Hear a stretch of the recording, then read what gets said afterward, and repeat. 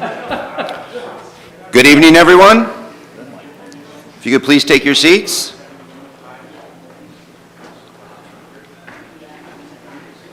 Recess is over. That's right. The recess bell rang. Good evening. My name is Aaron Kubik. I'm the city manager and the budget officer for the City of Grants Pass. And with that, I'd like to convene the City of Grants Pass Budget Committee meeting of May 7th, 2024. Welcome, everyone. Looking at the agenda, we'll just review the agenda real quick. We have budget officer convene the meeting. We will be asking for nominations of chair and vice chair. Once we have a nomination of the chair will take over and ask for nominations for vice chair. The chair will then review and adopt, will be adopting the ground rules for the budget committee. We'll deliver the budget message and receive the budget document. We'll have an overview of the strategic plan and related capital projects, the lands and building capital projects. After that, police will come in and provide their budget presentation, followed by fire, followed by community development. We'll have a ratification of the budget hearing schedule, or have an opportunity to receive public comment, which is standard for all of our budget committee meetings. And then we'll discuss any general questions or information requests from the committee. We'll vote on tentative budget approval of the programs that were discussed this evening, and we'll continue the hearing to Thursday, May 9th, 2024. Any questions? All right. With that, I am going to open the floor for nominations of budget chair.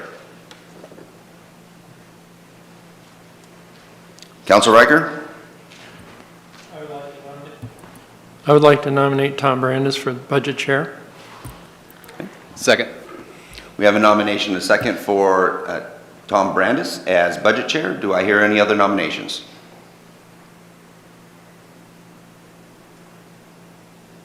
All right. So, hearing no other nominations, all in favor of Tom Brandis for budget chair, please say aye. Aye. Aye. And Aye. Tom Brandis, thank you. Tom Brandis, you are chair, and I'll turn the meeting over to you. Okay, the nominations for vice chair. We need some names, a name, whatever. I nominate Josh Ballack. Josh, okay, is this second? A couple of seconds. Any other nominations? Those in favor of Josh? Would you raise your Aye. hand or say aye or both? Nice. Aye. Good job, Josh. Okay. Okay, we have ground rules, and should we go through them one by one, Aaron, you think, or just let them read them? Certainly we can go through them if you'd like. I can review them with the budget committee if you so desire. Yeah. Okay. Yeah. So looking at the budget ground rules, the things that we've done in the past is we try to start the meetings right at 6 o'clock and end by 9 p.m. The budget committee can vote to extend past 9 p.m. if needed. Don't deliberate outside the meetings.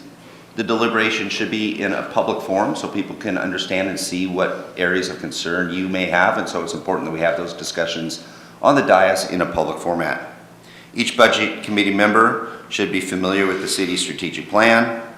Encourage each member to participate fully and thoughtfully through discussion and doing effective decision making. And in order to help encourage that, we make sure that we're respectful and we provide an opportunity for those to be heard, and also have an opportunity for you to be heard, and we respect what they have to say. We seek to understand the principles and alternatives within the recommendations. We come prepared to the meeting, ready to review the agenda and the items that are on the agenda. Individual budget members have no special authority. Your power lies within the collective body as a budget committee itself. Any data or specific requests from the budget committee comes from the budget committee, not an individual, and we can discuss that at the end. If the budget committee desires additional information, then the budget committee as a whole votes to have the additional information provided at a future budget meeting. Formal action will follow Robert's Rule of Order. Passage of motions will be basically, has to be a majority of the entire committee, which is at least 9, not just a majority of those present. That's a little unique. compared to, say, for instance, and that's part of budget meeting law, so we must have 9 in order to pass the budget and do the tentative budget approvals at each one of those meetings. We focus on big picture issues, treat citizens with respect, because there is an opportunity for each one of our meetings for individuals to have 3 minutes for public comment. And then the chair or vice chair will serve as the media primary contact. So if I get asked a question about the budget committee, I will refer it to Tom Brandis or Josh to respond if the press is asking for a question with regards to where the budget committee is going. And with that, that is a general highlight of the budget committee ground rules. Thank you. Comments? Just a question, just because I see some empty seats. Do we know how many of us constitute a quorum for each meeting? There's some empty seats last year too. I was curious about that. So 9 is what you need. Mhm. And Josh?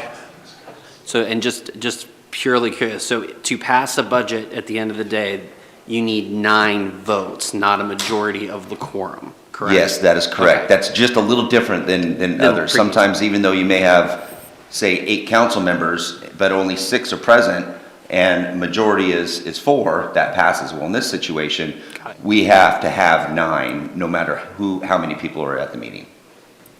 I also have a question. Are there people online? Because I thought I heard Vanessa at some point. We do have Vanessa online. Okay. Rick? Okay, so Aaron, are you going to be the one to It- have the... That'd be up to you, Chair, No, this to is- ask for a motion Oh. to approve the budget committee ground rules. Oh, okay. Could we get a motion? Good. I move to approve the budget committee Second. ground rules. In favor? Thank you. Excellent. Sorry. Now you're on. Okay.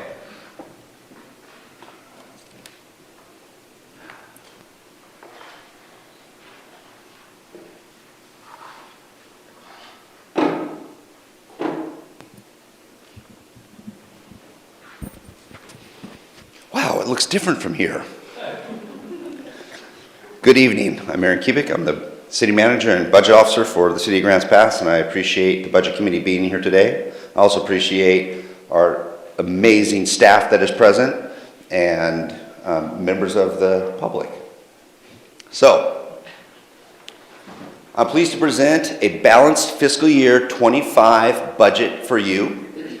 This continues the work of building Grants Pass's future. It furthers and progresses the city of Grants Pass. It helps us enhance public safety. It helps us invest in services and infrastructure for a stronger quality of life while maintaining a strong commitment to responsible financial management. The proposed budget recommends funding for programs and projects that will create a lasting impact on the lives of our neighbors and citizens. You know, one of the wonderful things that's great about being a city manager or working with my colleagues and working within the city, and one of the wonderful things about being on the budget committee is it's an opportunity for us to serve a higher calling than ourselves. The work you do today will have a positive impact on the lives of all of our citizens. So I greatly appreciate your volunteerism and working with the city council and the city staff to get to a place where we can allocate resources to do positive work in the community. The budget is much more than just financial figures. It really is a roadmap. It's a GPS on how we're going to get to where we want to go. It follows a strategic plan, and it allocates resources so we get things done and accomplish our goals and ultimately provide positive impact to the community.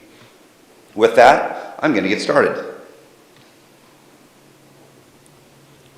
So the budget message today will discuss the budget process so we are all on the same page from a foundation, knowing where we're going to go.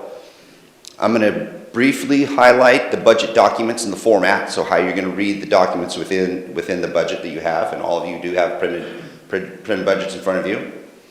We will be discussing level of service, budget parameters, do a budget summary. I'll just do an overall budget summary. We'll get into more detail in the other meetings also. And then how are we preparing for the future? So let's look at the overview of the budget process and why we're here. The purpose of local budget law is to establish standard procedures. We are following the basic procedures established throughout the state of Oregon. So all municipalities in some form or fashion are doing budget meetings this time of the year, basically similar everywhere. It outlines programs and fiscal policies. It requires estimates of resources and expenditures. It encourages citizen involvement, and that's one of the key pieces for the budget committee, is you're providing an opportunity for the public to comment at each one of our meetings. It helps control expenditures of public funds because it provides an allocation of resources which the city must maintain and operate within throughout the fiscal year. So the budget committee is here to receive the budget message and the budget documents which you have before you today. So now these documents are also available to the public, and the public can see these online. They can request documents that come from the budget document that you have in front of you. It provides members of the public an opportunity to ask questions during the public comment period, and it allows the budget committee to comment on the budget. The budget committee approves the budget document as submitted by the budget officer or as revised and prepared by the budget committee. And the budget committee also does something very important, and that is it sets the tax rate or the amount needed to balance the budget, which will be in the third meeting that we have. We'll discuss that further. There are a couple of phases that we're going to go through just to break it down, keep it high level. Phase 1 is to propose the budget. Proposing the budget consists of 3 evenings. May 7th, you're receiving the budget message, an overview of the lands and buildings capital projects. You're going to hear from police, fire, and community development. On May 9th, you're going to hear it's Public Works Night, and they have so many different departments and divisions that they take up a meeting all by themselves. And then May 14th, you'll hear Administration, Finance, and Urban Renewal Agency. So phase 2 is the approval of the budget. So on May 14th, the budget committee would be approving the budget. That's at our third meeting after you've heard all of the reports from the different divisions and departments. We'll be asking for you to approve the budget and approve the tax rate, et cetera, that I mentioned.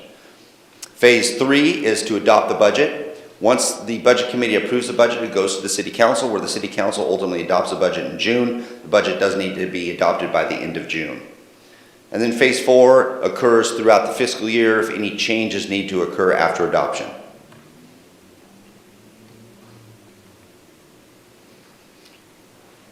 What is a budget? It's a financial plan, like I mentioned in the beginning. It's for 1 fiscal year. Some cities do 2 fiscal years. We do 1 fiscal year. That's July 1 through June 30. It's based on estimates and revenues of expenditures and other requirements, and it's a good faith best estimate. Some things we're pretty solid on. Some things we're just giving you a good faith estimate on what we look like and how we perceive revenues or expenditures will come in. The budget is a basis for appropriations, which creates the authority for the city to spend money. As I mentioned, whatever comes from the budget committee and is adopted by the city council, that is our parameter that we have to work within in order to achieve council's goals throughout the year. So in your book, and for an example on page 145, there is, and each one of the budgets, as you go through the budget book, are going to look similar to what you see here on the bottom of the screen. So you're going to have, under requirements, you'll have different line items. Could be personal services, materials, contract services, etc. But up at the top is the thing I want to highlight right now. You've got requirements. You got actual fiscal year 22, actual fiscal year 23, budget 24, manager recommended 25, committee approved 25, council adopted 25, and projected 26. So, for example, under Parks Maintenance Services, we have 2 years prior actual information. So, in the book, you have actual of fiscal year 22 was over $666,000, actual for 23, $807,000. Those are actual numbers. The books are closed. That's exactly what really happened. Fiscal year 24 in the budget book is the budget that we're working under right now. That's what we've projected that we're working under. And so that's what's been adopted. And that's, say for instance, a little over $1 million. Now, you might look at that and go, well, geez, and there's something I just want to make note of, because when you're comparing year to year, it's okay to compare actual 22 to actual 23, because they are both actuals. Sometimes some people get a little, it gets a little complicated when you try to compare your actual of, say, 807,000 to the budgeted 1 million. You're like, wow, that's a huge increase. Well, the difference is, this is what's budgeted, and each year we usually don't fully spend out the full budgeted allocated amount. So it's not necessarily that big of a percentage jump when you look at the closed books for fiscal year 24, because likely we will not have spent $1,013,000 in fiscal year 24. We will likely have spent somewhere around $800,000 to $1 million. So that's just, I want you to be aware of that when you're comparing. Actual is great to compare, but actual then budgeted, there is a little bit of difference, because one is budgeted what you're working under, and it's not actual. And we usually underspend on those, on what the fiscal year budget is. The next one is manager's recommended fiscal year 25 budget, which you have in front of you right now. And I want to say that the numbers that you have in front of you are months of work. They're months of work that was put in through Mindy, who is Mindy here? Yeah, she's here. Hi, Mindy, wave, yes. And everyone that's sitting here, and then so many more people have been working on this for months. And JC Hacksaw Rowley here, he had just a little bit of work on it, but got to give him a little bit of credit too. So we've been working on this for a long time. So it's not truly just the manager's recommended budget, but we've been working on this for a while, and that's what's in front of you today. I have a quick question. So basically, the budget of fiscal year 24 was what the budget committee last year recommended, correct? So that's what we recommended last year. That is correct. And so you're recommending for next year, and then at some point, because of course we'd like to come in under budget, that will be changed when actually we get all the numbers. Yes, and the only correction, I think in theory, yes, what you said is correct. The only difference is it's not what budget committee recommended, but it's what council ultimately adopted. And usually they're the same. So I've presented to you what we believe is a budget that is responsible, that follows council's priorities, that follows financial policies, and follows where the community is wanting to go, and this is in front of you today. We'll be reviewing all of those departments and divisions through this process. Ultimately, at the end, if there's any changes, there'll be a committee-approved budget, or it could be the similar as the manager-approved budget, and ultimately council will approve the budget. And then we also have a projected fiscal year 26. Although we are just a 1 year, we try to at least figure what the next year looks like also, so you'll have those numbers also in the budget. So you have a recommended fiscal year 25, but you also have a projected 26 to look at.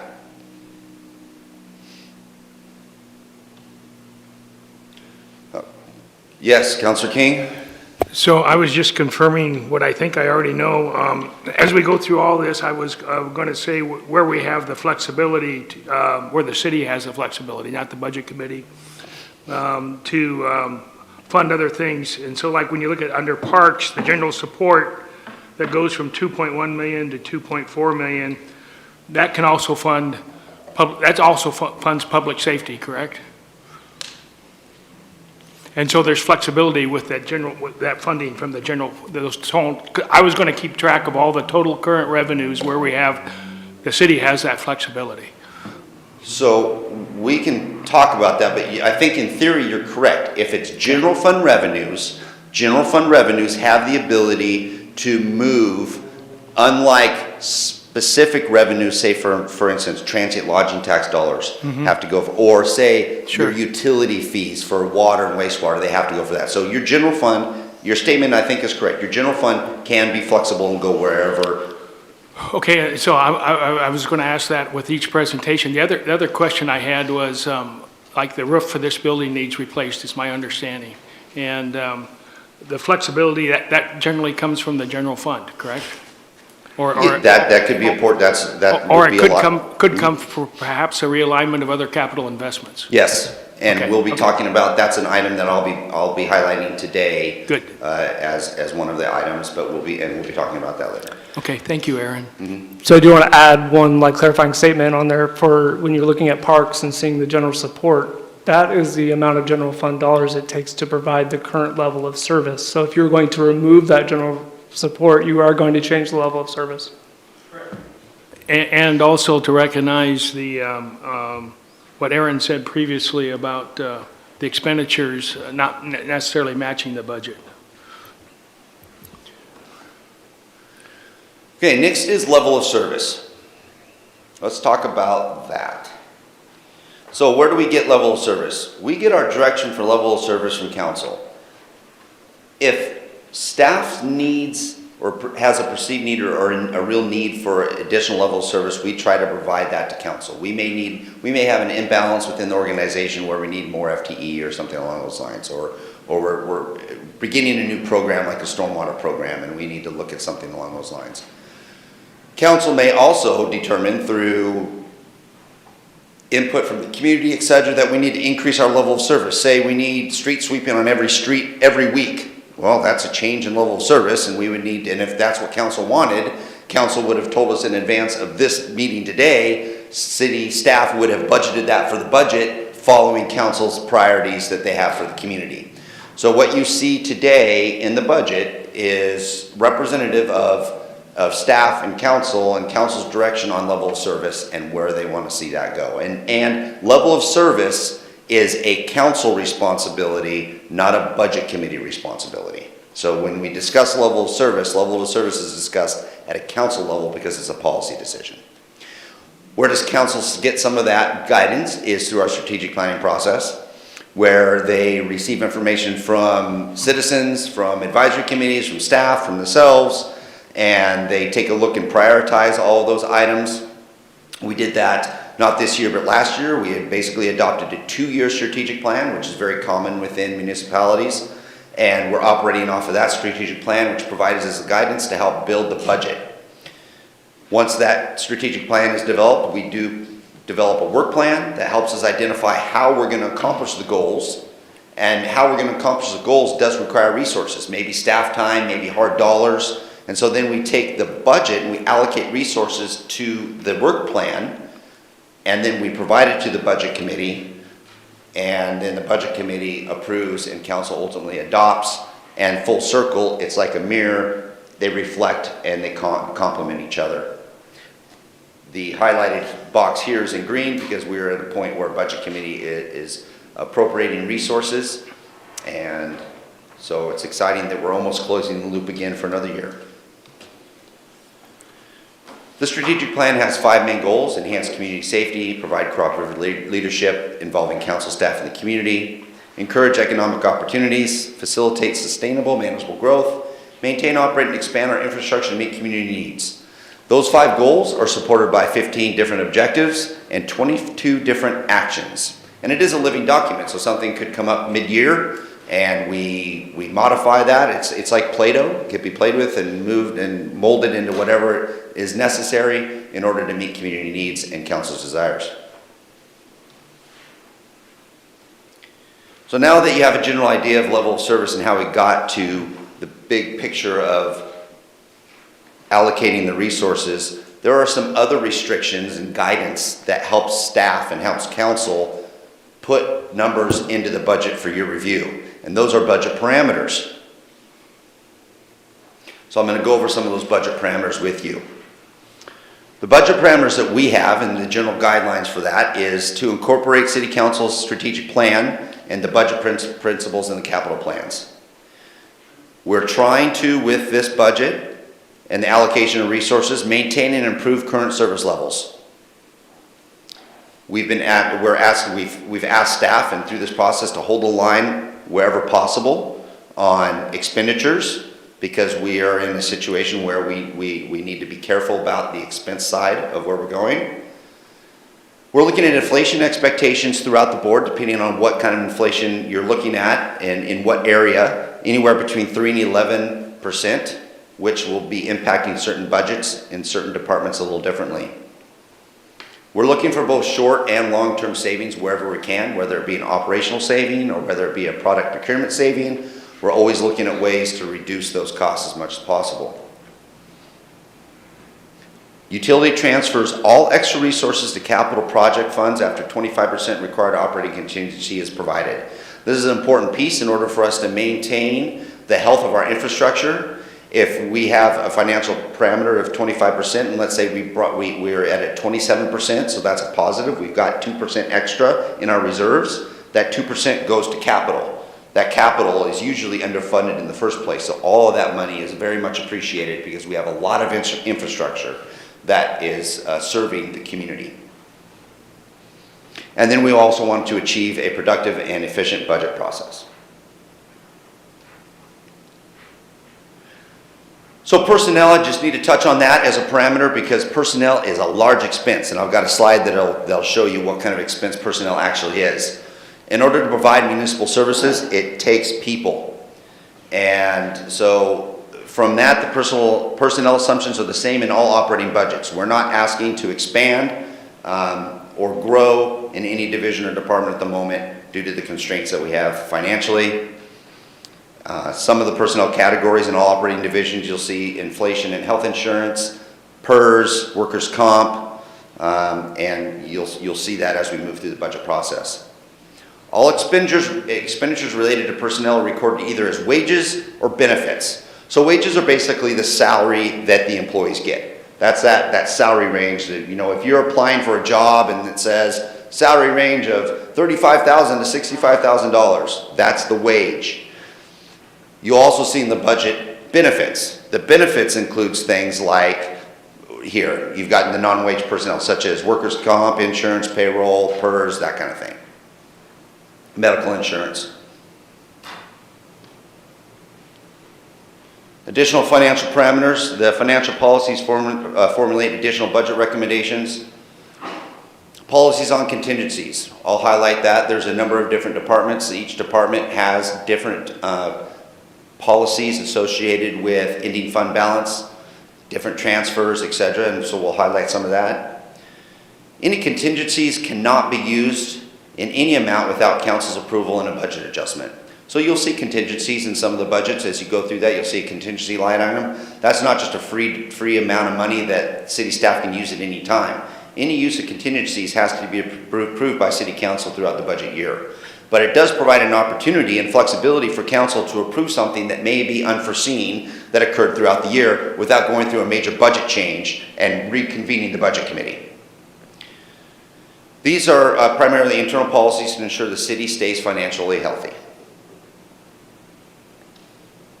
Speaking of the financial health of the city, here's just a 3-year window of how we're doing. If you see green, that's a positive. We need to make sure that adequate fund balances are sufficient to provide anticipated variations in revenues and expenditures that they come in. Say, for instance, the general fund. This year is a little bit different. If you may recall, if you were on the budget committee last year, the general fund operating contingency was 30 to 40%. This year it's 25 to 35%. That was based on council's direction. That was a question I think that went out to the budget committee also for your consideration on what you thought about that.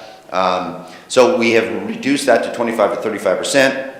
We are in the green, so that means we're in that range. So anything that's in the green, we're in the range of that. The reason why we have contingencies on some of these things, especially in the general fund, is we don't get the primary revenue for the city until around November. So there's a number of months that we're not getting tax property revenues. So we need to have some kind of bank, some kind of reserve to help get us through an operating fund in order to pay salaries, pay expenses. And so these reserve funds help with that. Facilities management is in the 10 to 20%, and they're actually doing a little bit better, and we'll be buying that down a little bit. Administrative services is a little low. It was a little low, but we're in good shape here in 24 and 25. Looking at the future, so fiscal year 25, we're in pretty good shape. General fund, water, wastewater, we're close to the policy and are looking good. Garage administration, as you see here in red, they are in need of future financial resources. They're down to 5% and 5%. So we're going to need to look at a couple of things. In facilities management, we're doing well. We're a little bit high, as I mentioned. So that's a positive. which means what we'll do is we'll be able to slow the rates for facilities management, bringing that within the financial parameters, providing this cost savings for all of the other departments and divisions over the next year. But garage operations, we are going to have to look at a way to bring that up, and then also administrative services.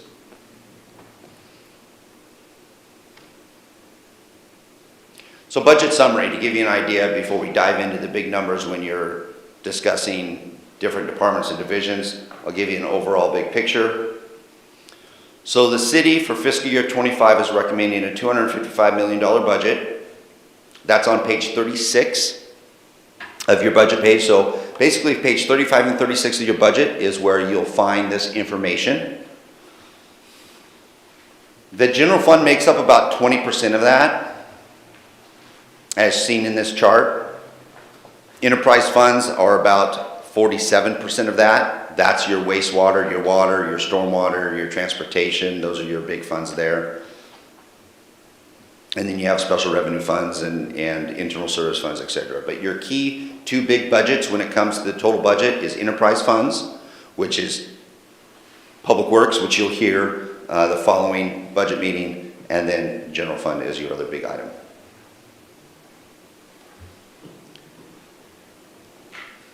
Continuing to dive in a little more, this year we're projecting a $255 million budget, total budget. Last year, the one we're currently in right now, was $207. So that's a pretty big increase of $48 million. Oh my goodness, where's that money coming from? Where's it going? So really ultimately, the large expenditures, $36 million of capital expenditure. That's capital expenditure for the water treatment plant. That's anticipation of some grant funding that we're going to be getting and the opportunity for us to start working on the water treatment plant. So of the biggest expense and the biggest number of the increase from this year to next year is water capital expenses. Operating expenditures have increased $6.7 million, and personnel increases represent $3.1 million.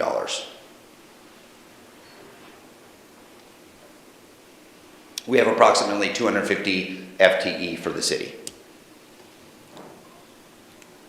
Fiscal year 25 increases are about,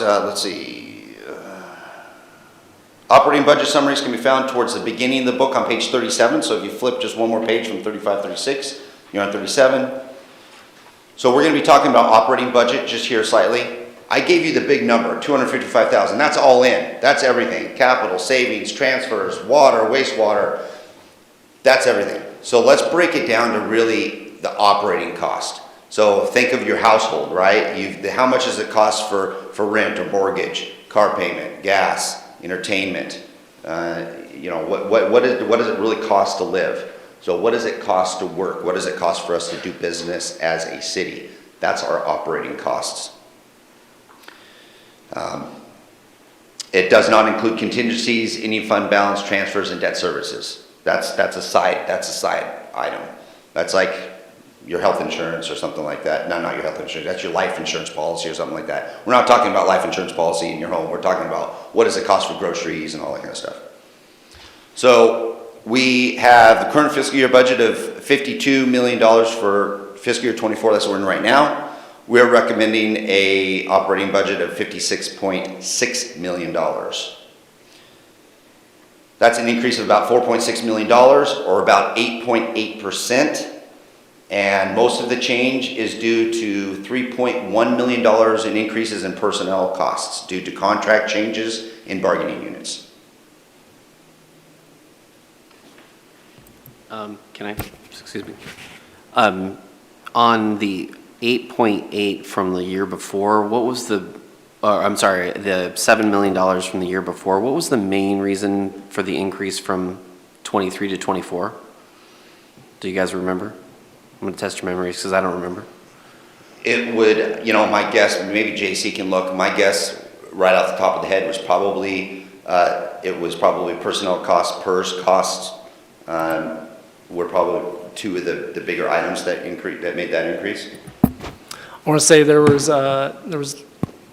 that because we are in the second year of the biennium, but also I believe we added FTE in the 24 year We as well. did, yes. We did add a couple FTE. Okay, thank you. Oh, just to build on Josh's point, like the 45, the 7 that gets us from 45 to 52 includes whatever underspending you're anticipating for the rest of the fiscal year, right? Because we're going from 23 actual to 24. That is true. That is a Right. good, thank you for picking up on that from the beginning. Yeah, that's actual, and this is budgeted, so it may be a little less than that, yes. So I guess the intuitive next question then is, like, given that there are literally 2 months left in the year, like, do we have any idea of where we're going to be tracking for the fiscal year in terms of 24 actual versus budget? I think it depends on the program. We are preparing a budget adjustment to come forward to council in June, so that will obviously need some adjustments up for certain areas and down, but overall, I would say yes, the majority we are under budget. But there are certain aspects in which we budget personnel fully, right? We don't budget at 90% of a human being, so we make sure that we have the expenses when somebody is in the seat to do the work. Thank you. Where does the money come from? We're talking about that $56 million, where is that coming from? The key revenue details on page 44 of your budget, if you wanted to turn to page 44 to sort of follow along with me on this one. And that's where some of the information for this graph came from. So where does our money come from? 45% of it comes from fees and charges. 35% comes from property taxes, as those are our two big ones. Fees and charges, the primary large fee one would be your franchise fees. Your Vista, your Power Electric, those are all, they're all paying a franchise fee to utilize public right-of-way. And so our franchise right-of-way fees are our largest fee that takes up most of that. And that is general fund dollars that can go there.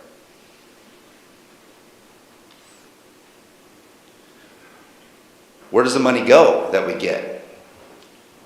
Well, 57% goes to personal services. That's about $32.5 million. So about $32.5 million goes to personnel, where contractual services is about $12.8 million, coming in second place at 22%.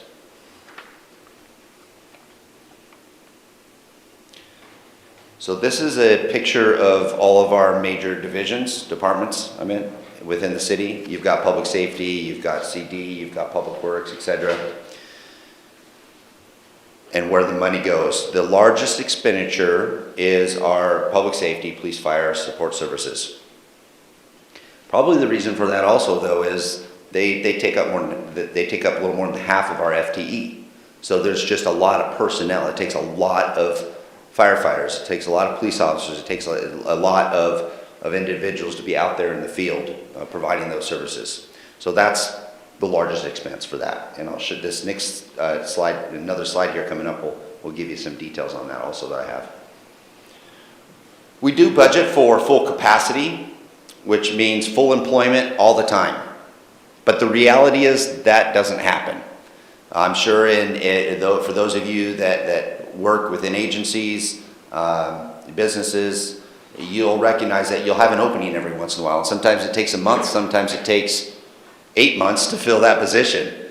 And so there's a time when you're not spending for that position that you budgeted for. This is just one example of how we underspend sometimes. It's because of vacancies. And of course we try to underspend whenever possible to try to get to cost savings that we have or efficiencies that we can have throughout the year. So we do turn back some dollars, and that's some of the difference that you get between the actual and the budgeted that we were talking about earlier, and there's a gap there. Operating budget for this year, 25% is up 4.6 million, and we talked about that, and we talked about the reasons why. It's competitive wages and some increases in costs in health benefits and other inflationary issues.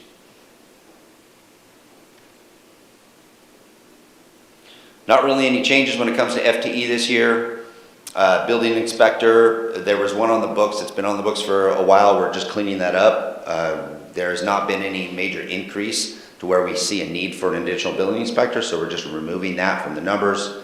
It was not something that we actually had or we had hired at any time. And then there is just an increase of a 0.5 FTE for administrative support specialist to help with a replacement water treatment plant.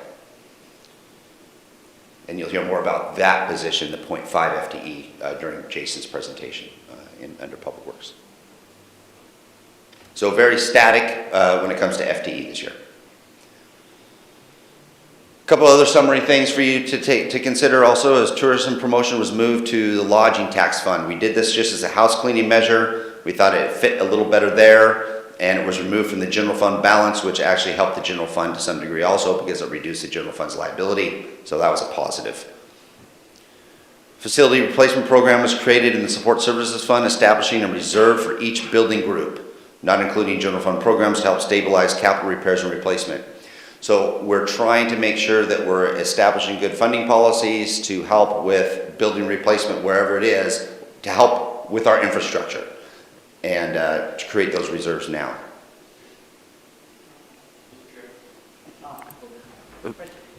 No problem. Oh, thank you. Just a point of clarification. So the tourism promotion was moved to the lodging fund tax because there isn't general fund really being used to fund that anymore? Is that the thought process behind that? That there's dedicated funding just for that tourism promotion? Is that the reason? Yes, and because it was in general fund, it also increased the liability of general fund, which then increases the reserve policy and all that kind of stuff. I just wanted to make sure that, there was a clear line of delineation. Yes. So, yeah, cool. Thank you. Yeah, they were 100% restricted as far as how they were being funded. There was no general fund money, so it didn't make sense to keep it in the general fund. Trip. Okay. All right. So here's a breakdown of our some of the general fund revenue. Fiscal year 25 budgeted property taxes are slightly lower than the figures above, as the entire tax is not usually collected. So there's just a small percentage that is under levied because just not collected. Permanent property tax rate is $413 per thousand. That is projected to bring in $15.8 million. We do have a public safety levy. Will be in the first year of the 5-year levy. It's $7.2 million, which brings the total tax rate of just under $6 per thousand and brings in $23 million for public safety and general fund operations. This is just a more breakdown of our property taxes. From an assessed value perspective, it's up 3.05%.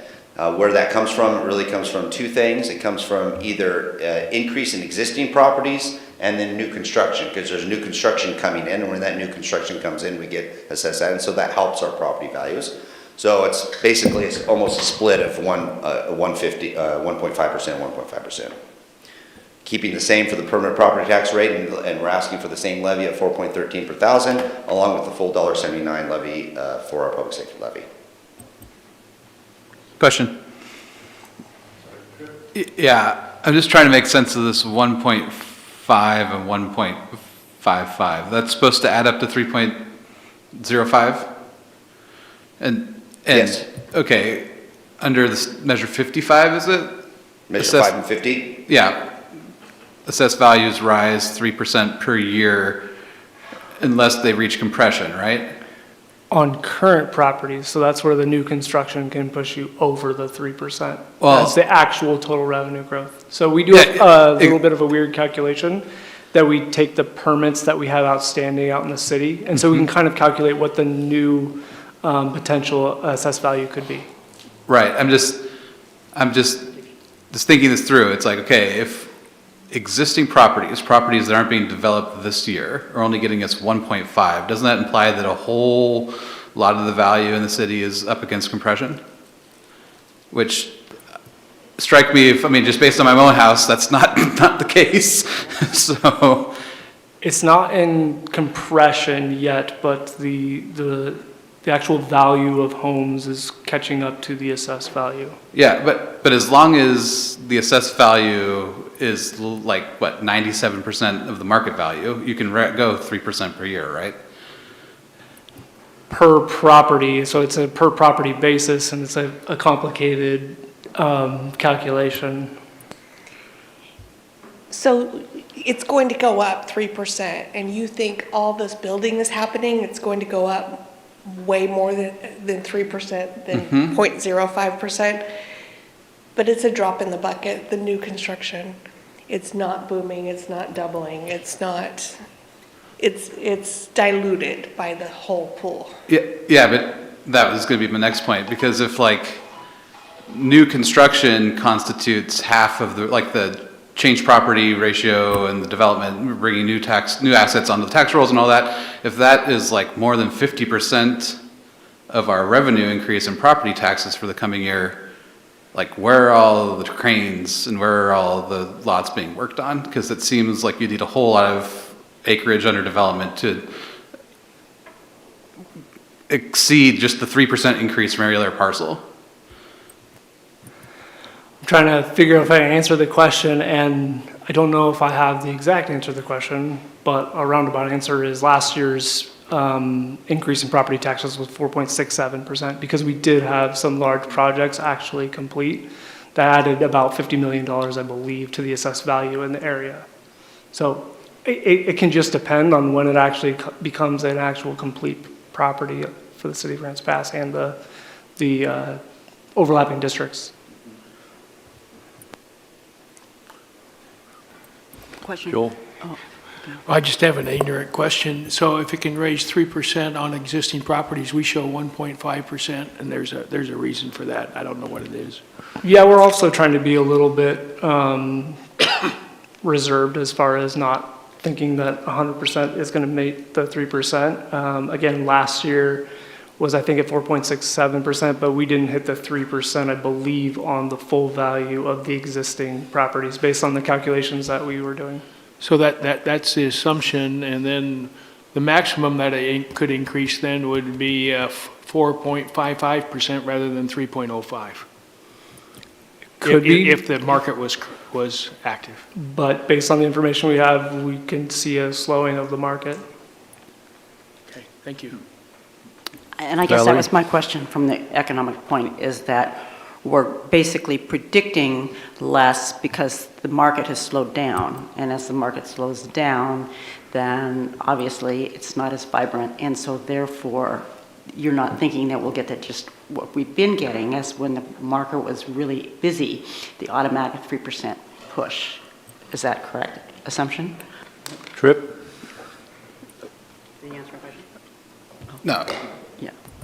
After there's So yeah, like in essence, So it's just- and we try and work with the county to see what they're seeing as far as the information that they have. Obviously, they don't have a crystal ball, and they can't tell me it's going to go up X by the time they actually bill it in October. But again, try and get the best information that we have available at the time here in February through April and May when we're putting this together. Okay, again, so basically it is just a prediction based upon market. So thank you. Tripp? Yeah, I was just going to add, like, what really matters here is the difference between assessed value and market value on the assessor's rolls, right? Market value can decline considerably, and property taxes still increase because there's enough of a spread between assessed and market value.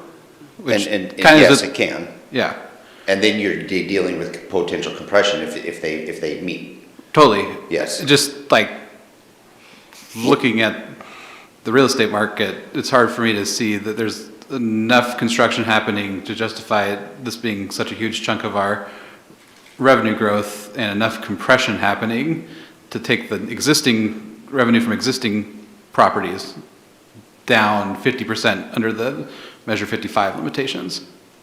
When it comes to compression, when we were tracking that back in 2000,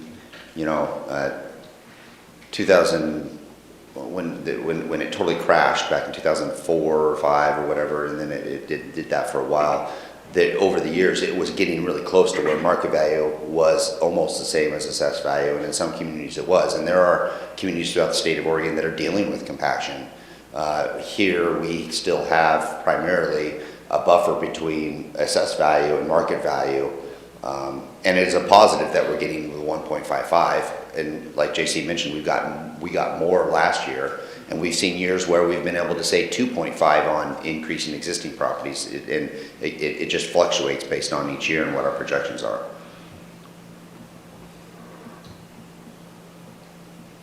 Okay? Aaron, go. So other things when it comes to discretionary revenues and what we're looking at that helps fund general fund dollars, we have our business tax, which is flat and stable. We have our franchise fees, which we're seeing an increase in. A fee in lieu of franchise fees are a small increase. State shared revenues, liquor tax, cigarette tax, et cetera, we're seeing in gas tax, we're seeing an increase in those also, a slight increase. And then investment interest, we're seeing an increase also. Total general fund discretionary revenues is approximately $7.5 million. Tripp? Just the technical question on the interest.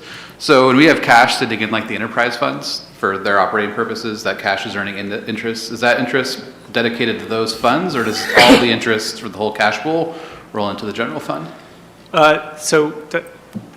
There's a long answer, and I'll try and hopefully give the high-level answer. So yes, here at the city, we practice that based on the cash balances in each individual fund earn their individual interests. We have to make sure that those funds stay, especially the enterprise funds, stay as an enterprise fund.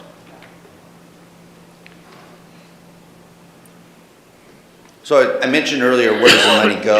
This gives you the highlight, and we talked about personnel, and where the money goes, and the personnel will come next. Public safety is the largest, that's police, fire, and support services. And then we've got parks, community development, and then policy. So primarily, from a general fund perspective, public safety is our largest. But when you look at general fund operations and you break it down, whether it be parks or police or fire or community development, it really comes down to, as I mentioned before, the largest expenditure in those general fund operations is personnel. And then we do have some contractual service, materials and services, et cetera. And that's a definite contrast compared to the enterprise funds, which I'll show you here in a couple of slides.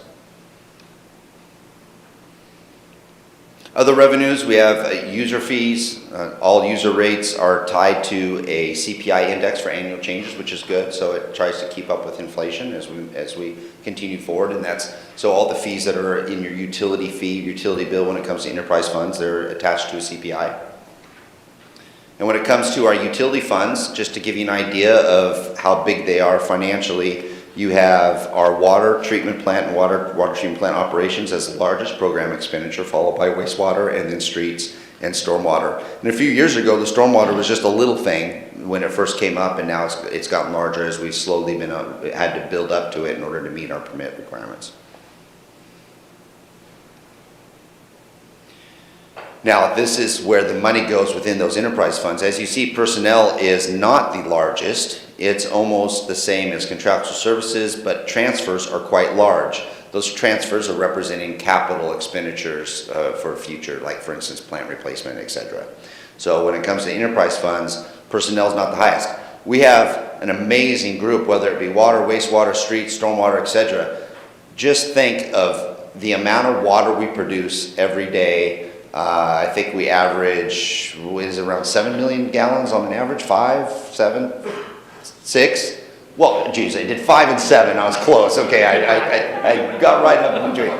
So we produce 6 million gallons a day on an average, right? Sometimes 15 in the summer, sometimes 4 in the winter or something like that. But 7 million gallons a day, and we do it with 5 FTE. That's incredible. But that's why you see the numbers like this. We have so much built into the infrastructure to help produce that stuff, but it only requires 5 FTE. Way to go, water treatment plant crew. Along with everyone else. So, but that's just an example of the difference. So preparing for the future, I'm almost complete with my budget message here, and we'll move on to some other things. What have we done to prepare for the future? Actions in recent years to help improve the financial position of the city. We've been reviewing our policies. Our ending fund balance for general fund was reviewed. Council made some changes there. Our contingency for general fund, utilities, and certain internal service funds have been healthy and strong, and when they're not, we try to take corrective action over a certain period of time so we can get those in place. We've reviewed our investment policies. We're making good investments. We have an effective financial policy, efficient, fiscally sound government, and because of that, we have an excellent bond rating. and it keeps our costs down, especially when we're looking at big projects like a water treatment plant and we may have to do some bonding. It's going to save us a lot of money because we are financially healthy. And that's because over the years, council, budget committee, staff has done a great job managing the resources that we have. Another thing that helps us prepare for the future is we are a high-performing organization. We, as an organization, developed a mission, vision, values, organizational philosophy. We have productive behaviors. We work on having a wonderful work culture that helps people want to stay here and retain their jobs and do great things for the community. We did an organizational survey to help with the health of the organization. We identified areas of strength and improvement. We created department teams to create objectives and actions to implement further and further reinforce our culture. So we're always working on process improvements throughout the organization. Trends and challenges ahead. We are in our first year of a 5-year public safety levy at $1.79. So that's great. We went to the voters and it was approved for a 5-year levy. Permanent, sustainable resources, matching level of services, funding for police support and fire rescue services. That is a challenge ahead that we still have not solved yet. Council has taken a lot of action, and over the past 2 or 3 years, we've had a lot, actually over the past decade, we've had a lot of discussion on public safety and public safety funding and how to stabilize that funding. Recently, council has also implemented a utility fee, which will bring us in about $3.4 million, which is helping to fund public safety, along with the $1.79 that was passed also. But there is still more that needs to be done. Services available from the county. This is an important piece. Those of you that were here in the community back in 2013, beginning of 2012, that was a scary time when the jail basically shut down and only had some beds available for the federal government and a couple of extra beds, but we had nothing else. We weren't able to house people, and that created a major issue within our community. So from a criminal justice standpoint, if something is not quite balanced, it will affect everybody. So rural patrol, jail, district attorney, juvenile, those are all things that we need to help partner and make sure that they're healthy in order for our public safety programs to be healthy. We have population surges in Grants Pass. We are the county seat. We may be a population of about 40,000 people, but we have a lot more during the daytime coming in to do commerce, shopping, recreating, playing. And then in the summertime, our population grows also because we're a great place to be. And we have wonderful things to do. So Grants Pass, although we are a population of 40,000, needs to have infrastructure established to serve many more. We also need to look at expanding our quality and quantity needed for a growing city. Council is very much aware that we've done a number of annexations in the past few months, and people are wanting to develop. And we've got middle housing issues, which means we're going to increase our density levels within the city. All of these things are showing that we are going to be a growing city, and we're going to need to make sure that we plan appropriately for the increased level of service demand that we will see.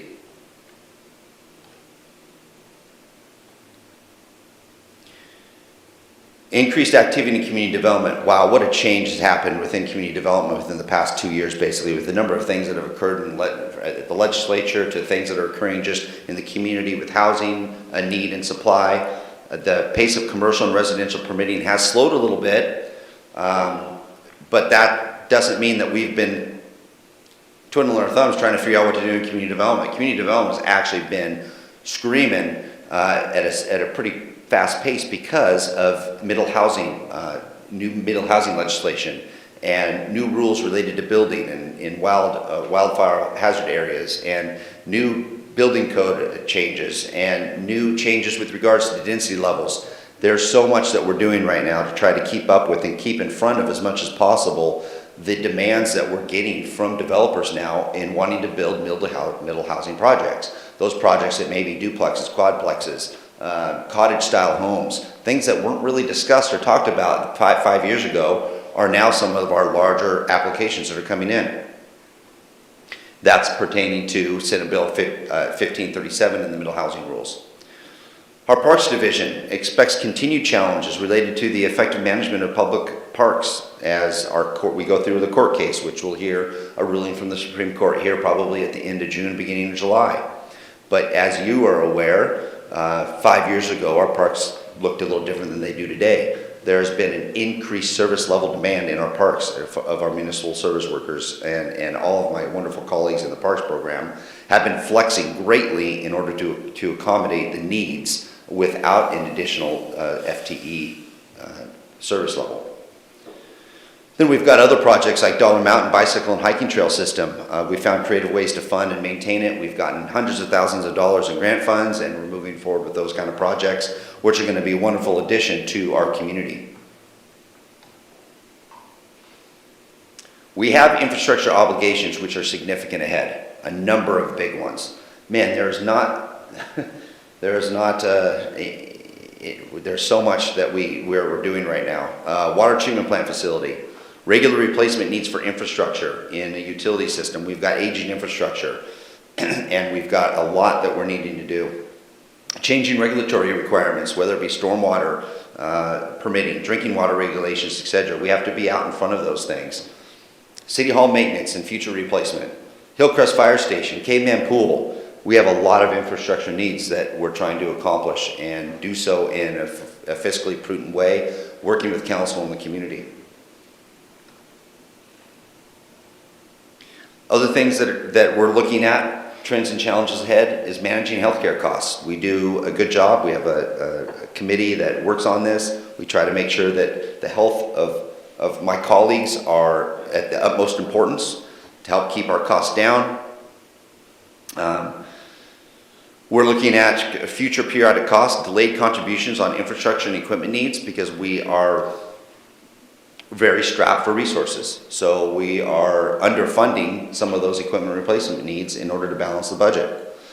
Negotiating with labor organizations, contract and wage negotiations in the coming years will affect the budget in the future.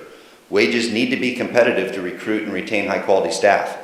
We are looking at what other people are doing. We're looking at our neighboring communities. We need to make sure that we are compensating our colleagues appropriately so we can maintain the healthy workforce that we have.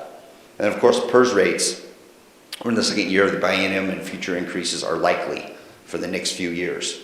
So that's another thing that we're going to need to be as a challenge looking at. So in summary, fiscal year 25 budget is a recommended budget, and it is a balanced budget. Capital budget addresses major technical issues and council priorities, and we work to meet the challenges ahead as we maintain service levels. I want to thank everyone. I want to thank my colleagues, the community, city council, who spent a lot of time on this and providing additional direction to staff in order for us to put this together, and the strategic plan for helping guide us through this process. I'd also like to thank our finance staff, thank the budget committee members for their continued commitment to excellence. And after council does adopt this budget, we'll be submitting for our 40th annual Government Finance Officers Association Distinguished Budget Presentation Award. So thank you everyone here for all of your participation in putting this together. Thank you Hacksaw, and thank you Budget Committee and Council. With that, I am concluding my budget message. Anybody have any questions for Aaron? Yes, we do. Josh? So I just wanted to kind of get back to, you were speaking about the bond rating, and that we were in a good shape, which is great. That's exactly what you want. But I will say I've been on the committee now. This is my third budget committee, and I've seen our reserve standards drop from, I think, 35 to 45% down to now 25 to 35%. And I'm just kind of curious to know, have you guys been able to look at other municipalities and other places where that line is, where the credit agencies go, yo, this is getting scary? Yeah, you know what? That is a great question. I appreciate you asking that. That was something we did look at, and we tried to look at guidance like from the Government Finance Officers Association and what the bond councils look at and look for. Through the research that JC put together, what we determined and what we relayed to council is, as long as we stay within that 25% and up category, that 25% is that magic number, that will allow us to maintain that good bond rating that we have. Where our bond rating may start to be questioned at the rating that it is if we go below the 25%. JC, did I pretty much, yeah, I got a thumbs up there. And just, do you know what our bond rating currently is? Is it AAA plus or? It's double A plus, I think, Okay. and I believe that was the last one we did in 2018. And so we haven't had a new one because we haven't required a new one, but we assume because nothing really has changed policy-wise that we're around the same. Yeah, that makes sense. Tripp? Could you perhaps succinctly explain why, I mean, the biggest reason we're going to be bonding is for a utility, right? Which has its own revenue stream from utility payments. Like why the general fund, but like unappropriated ending balance should be so critical to the bond rating for something like that, if it even is, or if there's some distinction there? So there's a long answer to this question too. But more or less, even when the water treatment plant takes out a loan, they are now requiring backing of the general fund. And so it's important for the general fund to, if something were to happen to the utility, that it can potentially pay for those liabilities as well.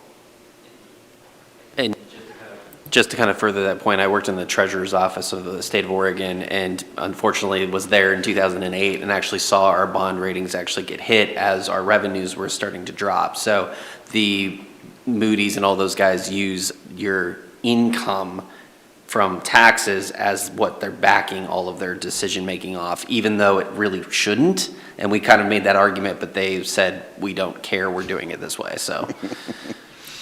Tripp? So, in light of the fact that in this presentation we just saw that we're going to see we've been able to achieve some decompression in our ending balances by lowering them a little bit, lowering the standards a little bit, but we're going to see that pressure mount in the 26 fiscal year. If we do bond, and if the utility does get in a little bit of a problem with the cash flow, I'm assuming the folks who have the senior claim on the city's general fund dollars are the bondholders and not like our police officers and our citizens? There's an even longer answer to that question. More or less, yes, there is an order in which who has claim on the general fund first. But I think, sorry, but I think one of the problems though is that as you start to like access any of those other kind of order pairs, that's when the Moody's and those guys go bonkers and they're like, nope, we're driving everything down. So while we would survive probably for 5 years and be perfectly fine, 15 years from now, the city of Grants Pass would be crippled and it's not something you want to do. Yeah, and Jason will probably talk about this on Thursday, but based on where we currently sit, we think we can meet the debt service requirements based on our current rate structure and current CPIU increases and such. I just remember when I asked, because I was like, oh man, 2 star or whatever it was. It hasn't gone down, which is good. But I remember thinking, man, Oregon's like at 3 star plus, and I'm like, why can't we get up there? And I was like, oh yeah, Oregon has $100 billion. Like they can leverage a lot more loaning. So the fact that it's a small municipality, we're able to carry that as well as we are is a testament to you guys. Valerie?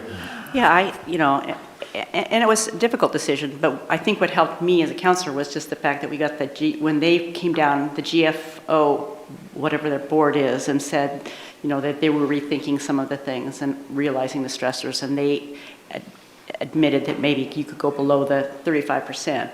That helped. But I also heard another rumor, I don't know if it's a rumor, but somebody had said that a lot of times when, say, we go into bargaining and end up going into where negotiations, and then you go to the third party, I can't think of what it's called, but that we've actually, because we have so much money set aside, that makes us kind of a target because they think that we can give more money to the unions because we have such a large set of money put aside. Have you found that to be the case? In any of your, like going for grants or going for when you're up against the union and having to go to arbitration and them saying that, well, you have this big chunk of money set aside, so you must have money.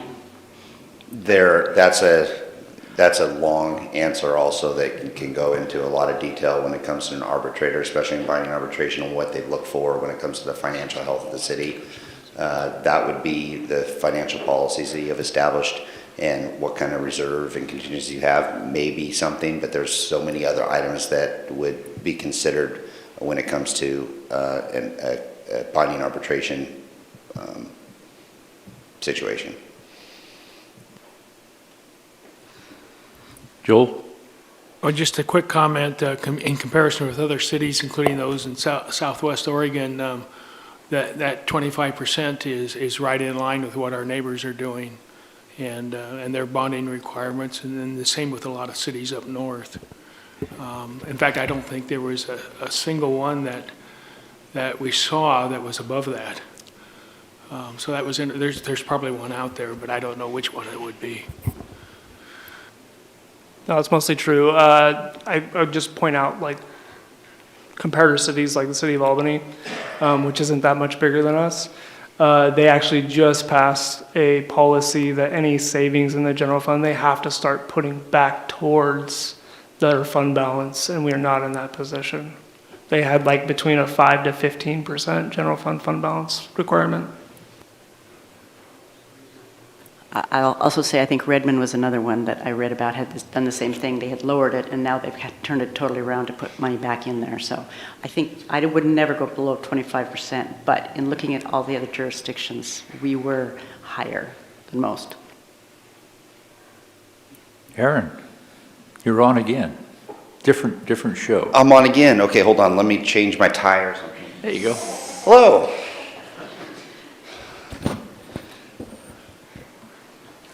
Good evening, Budget Committee members. Here to talk to you about the recommended lands and building capital budget for fiscal year '25.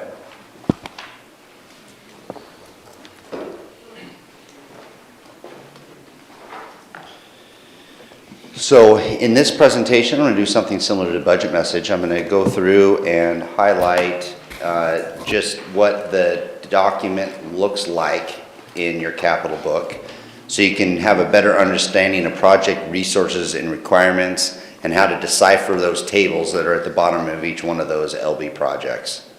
We will review all of the lands and buildings capital projects receiving new funding allocations of $100,000 or more, and all new LB capital projects. We'll review the basic project description and budget along with the funding source. Some of the projects use restricted resources while others are funded by general fund transfers. Again, if it's a restricted resource, it has to go for that specific need or use. General fund dollars are those only dollars that can really move wherever council ultimately decides priority is for those projects. Allocation of general fund dollars are limited to fiscal year '25 compared to past years. What that means is it just means that we have a limited amount of general fund dollars that we were able to put towards any kind of LB project because the budget is tighter than it has been in years past. Public Works capital projects, water, wastewater, transportation, etc., will be reviewed during Public Works operation and capital budget. So I will not be highlighting those. That will be something that Jason will be highlighting on the the next meeting. So let's take a look at the document, the capital budget, and some of the tables that you'll be looking at and how to decipher those. So each capital project has and so this is like, say for instance, if you go to LB 3627, page 114 of your capital book. And this should look something like this. Each capital project has a resource and requirement table showing the timeline of each item. There's one column for fiscal year '23 actual, and there are two columns for fiscal year '24. The first is for the adopted, the second column is for estimated, and this is not yet completed, but that is estimated. So you've got the actual fiscal year '23 and the numbers. And then we've got the adopted for '24 and our estimated where we think we might be.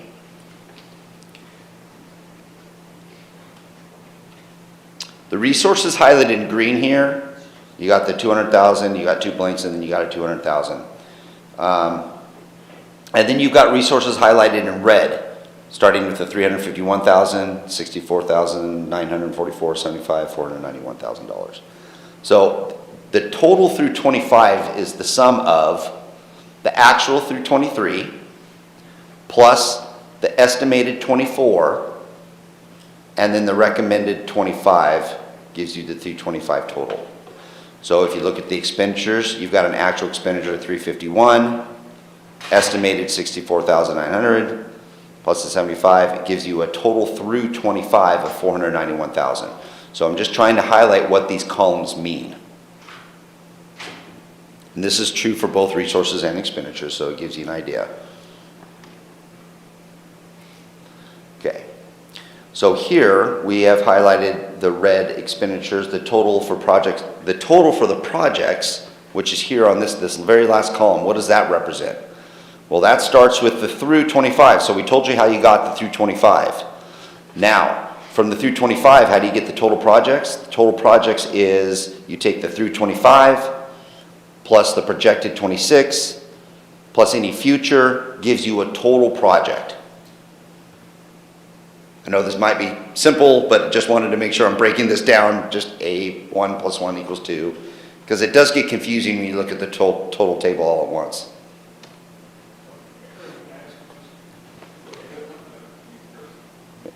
So then, for example, under the general fund, you have 200,000 actual through fiscal year '23, and then through fiscal year '25, you show that 200,000. Is that a sinking fund, or what is that?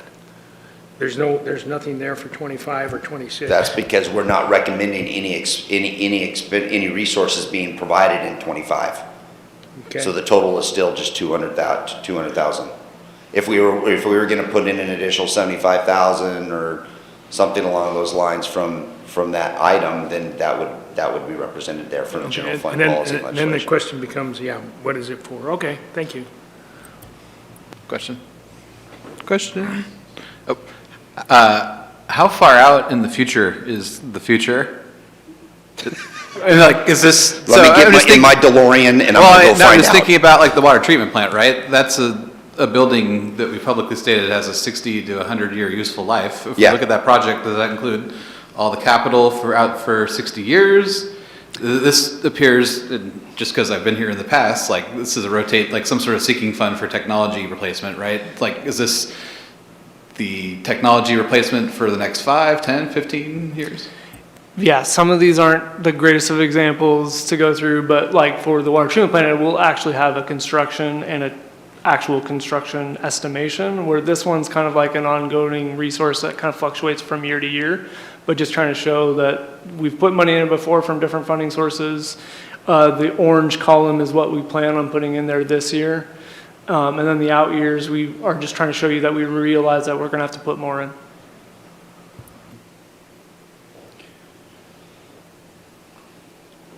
Okay, so how do we come up with the ending balances for the years, which is what I want to highlight here on the next one.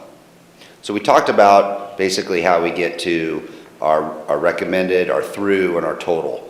But how do we get to these weird numbers called ending fund balance? The estimated ending fund balance for '24, and I'm showing this in green here, the estimated ending fund balance for '24 is $3,651. How did we come up with that? What you do is you take the known fiscal 3 and you add it to the $8,595. You add it to the estimated $600,000. Subtract the $64,000 known expenditure, which gives you the $3,651.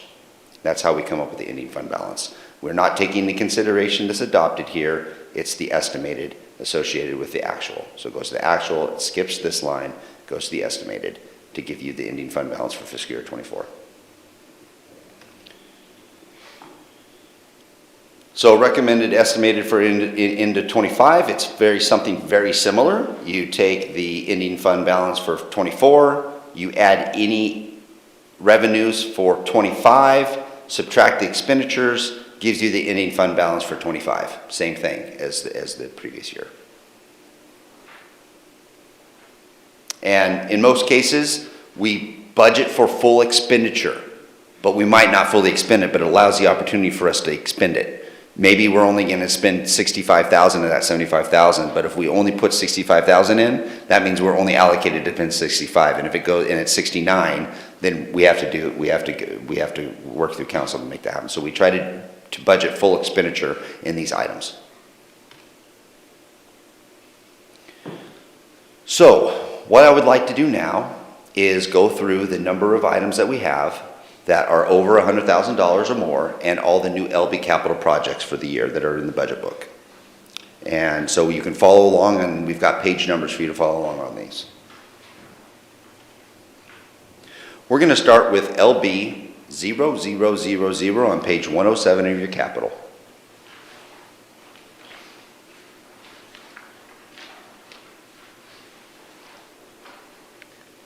On this, you should see that additional funding recommendations for fiscal year '25. You should see $100,000 interest. You should also see a number of $5,751,000. This is coming from the Urban Renewal Agency special payment. The reason why we've put that into the LB and we've put that full amount in there is to create a maximum flexibility for identified projects if council were to proceed with anything when it comes to the Urban Renewal Agency. Doesn't mean we're spending that $5 million. It just means it's providing council the allocated ability to spend urban renewal dollars to its maximum amount of 5.7 million. Estimated total project cost is NA, but it provides the flexibility. That's why that's in there. Okay, to move on to the next one? Sorry, just a question on the URA special payment. Council can appropriate that into one of the capital projects earlier in this binder, right? Council can appoint that, can allocate the $5.7 million to any of the projects that have been adopted in the Urban Renewal Agency plan. Right. And some of those just happen to be like the storm. Sure. Okay. Yeah. All it has to do is pass a resolution or something? Yes. Yes, this was placed into LB because more of the recent projects that have come up in conversation are like the pool, which the RA has $5 million to contribute towards the pool. And so we just placed it all with it, basically.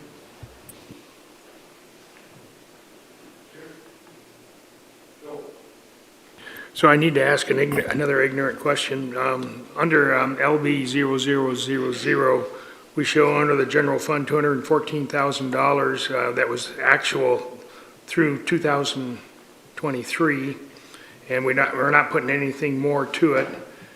And that transfers over through 2025. So it seems to me like we have $214,000 from the general fund out of $6.1 million allocated for LB 000 that has some flexibility. No. Okay. That was previously given to 00 and then probably moved at some point later on. So when you're really looking at where we stand, you only have 786,000, but there's a myriad of other funding sources to go back and figure out what proportionate rate is actual general fund that we move from here to there. I wouldn't look at it like that. It's just more of a showing you where we've been historically. Okay, so what I think I heard you say then was of the general fund dollars of $214,000, we spent some of those in the expenditures. And through 2025, the expenditures are there. And then we had $77,000 worth of expenditures, and a portion of that $77,000 came out of the $214,000. So there are still some general fund dollars there. Yeah, and I think it'll come up later in Jason's presentation of we are using potentially some of this LB00 money to replace the roof at City Hall. Sure, that's what I was thinking. Yeah, okay, and it's right there. Okay, thank you. Valerie? Yeah, I just would like to have you explain to me the lands and buildings, actual through, when it has the parentheses, exactly what that means and how that works. The parentheses is a minus. It's a negative. It's a negative. It's a negative for that area. Basically, you're saying that we're going into lands and buildings is going in with a negative 519, and we're estimated to take another 500,000 out? Is that correct? Weird intra-fund accounting Okay. rule. Again, this is a longer explanation than probably people want, but basically to move it from LB00 to LBXYZ, potentially we do an intra-fund transfer that is actually a negative revenue out of the 00 and it stays within the fund because it's not an intra-fund transfer. Intra-fund means from water to sewer. Okay. Tripp? Yeah, just out of curiosity, because this might be illuminating, like the flip of my how long is the future is how far back do the actuals start? think we did a conversion in 2014. Is that basically where we kind of started it approximately? That balance comes from, like, I want to say the old sheet started in '02, and it's been perpetual since. So Okay. actual through 2023, we're looking at a couple of decades worth of activity in the same fund. It could be. It's just trying to show you that there's previous activity in there. Okay. So there are newer projects, obviously, that don't have 2 decades worth. Okay. Go ahead, Aaron. Next one is Parks Land Acquisition, LB 6343. This is on page 115 of your capital. This LB project has $100,000 for parkland, from Parkland System Development Charges. The project is for the purchase of property for future park use needs identified in our master plan. In fiscal year '25, site cleanup and land preparation work for the property purchase for the Allen Creek Road will take place. Estimated total project cost is to be determined, and future ongoing costs. Expenses could incur appraisal fees, survey work, etc. Tripp? So am I correct in the understanding that the Parkland SDC is only for the acquisition of land? Is there any SDC for the acquisition of the apparatus that goes on the land if we build a new park? Sorry, I thought you were shaking your head yes. We can only use the SDC money for land. Yes, So we have to buy new land to build a new park with the SDC money, like that's just Yes. the law. And then we have to find the money to put the capital assets on top of the land from some other pool than the SDC? Or is there an SDC for the playground that goes on top of the land that we buy? for infrastructure. There are two There are types two, of yeah. park SDC funds. One's for acquisition and one's for development. And I guess just the development SDC, could it be used for, we have a pool that's 100 years old almost, it seems. Is there a point at which an asset has exceeded its useful life by so much that we could use an SDC funding to replace that asset?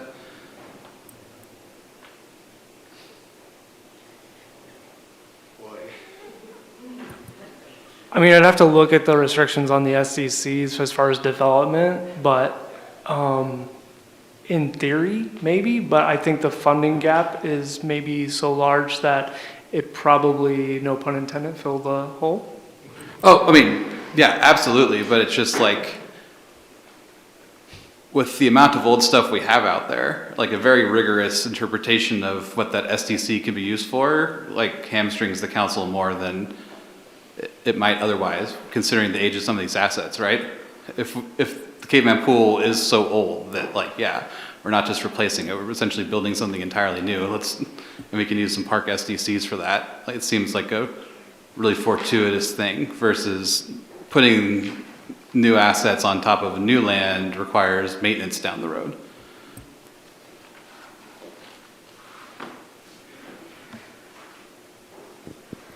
If I could just tack on to that, internally in the department, because the SDC is based on parking spaces, it's a very interesting methodology, but the Parks SDC is based, and given the climate-friendly equitable communities legislation that's coming down, that's been with us for a year, which actually mandates 0 parking, we're putting very little emphasis on that particular fund in terms of being able for it to grow and actually get any benefit out of it.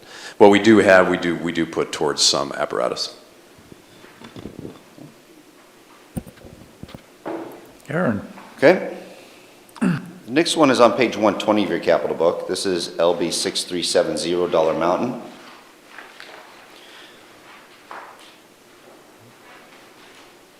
This will provide for the development of a trail system. We're anticipating $350,000 in state grant dollars, and that will help us begin the phases of about 12 miles of new trails up at Dollar Mountain, which will be really exciting. Total project cost is at $2.4 million. there'll be some ongoing maintenance provided through the parks maintenance system for the infrastructure that we're establishing. Questions? Okay. The next one is LB 6388. This is on page 124 of your capital. It's surplus property sales. We're anticipating $547,000 of revenue for the Ramsey, Nebraska property and the sale of that property. Certain properties have been recommended for surplus through council, and this was one of them that was going to help provide additional housing for the needs of Grants Pass residents. Estimated total project to be determined. Future ongoing costs are dependent upon project contributions. Questions? Okay. Here's the new ones, LB 6440, page 145 of your capital book. We're looking at the allocation of $299,000 of lodging taxes. This provides the needed maintenance and improvements to our large park infrastructure. Many of our large parks have features that have life expectancies, just like a lot of the other infrastructure that we have, and this is going to help fund that. It will also be provided for matching funds. A lot of the grants that we apply for requires matching funds, and so this will be able to leverage the dollars here to be a multiplying factor.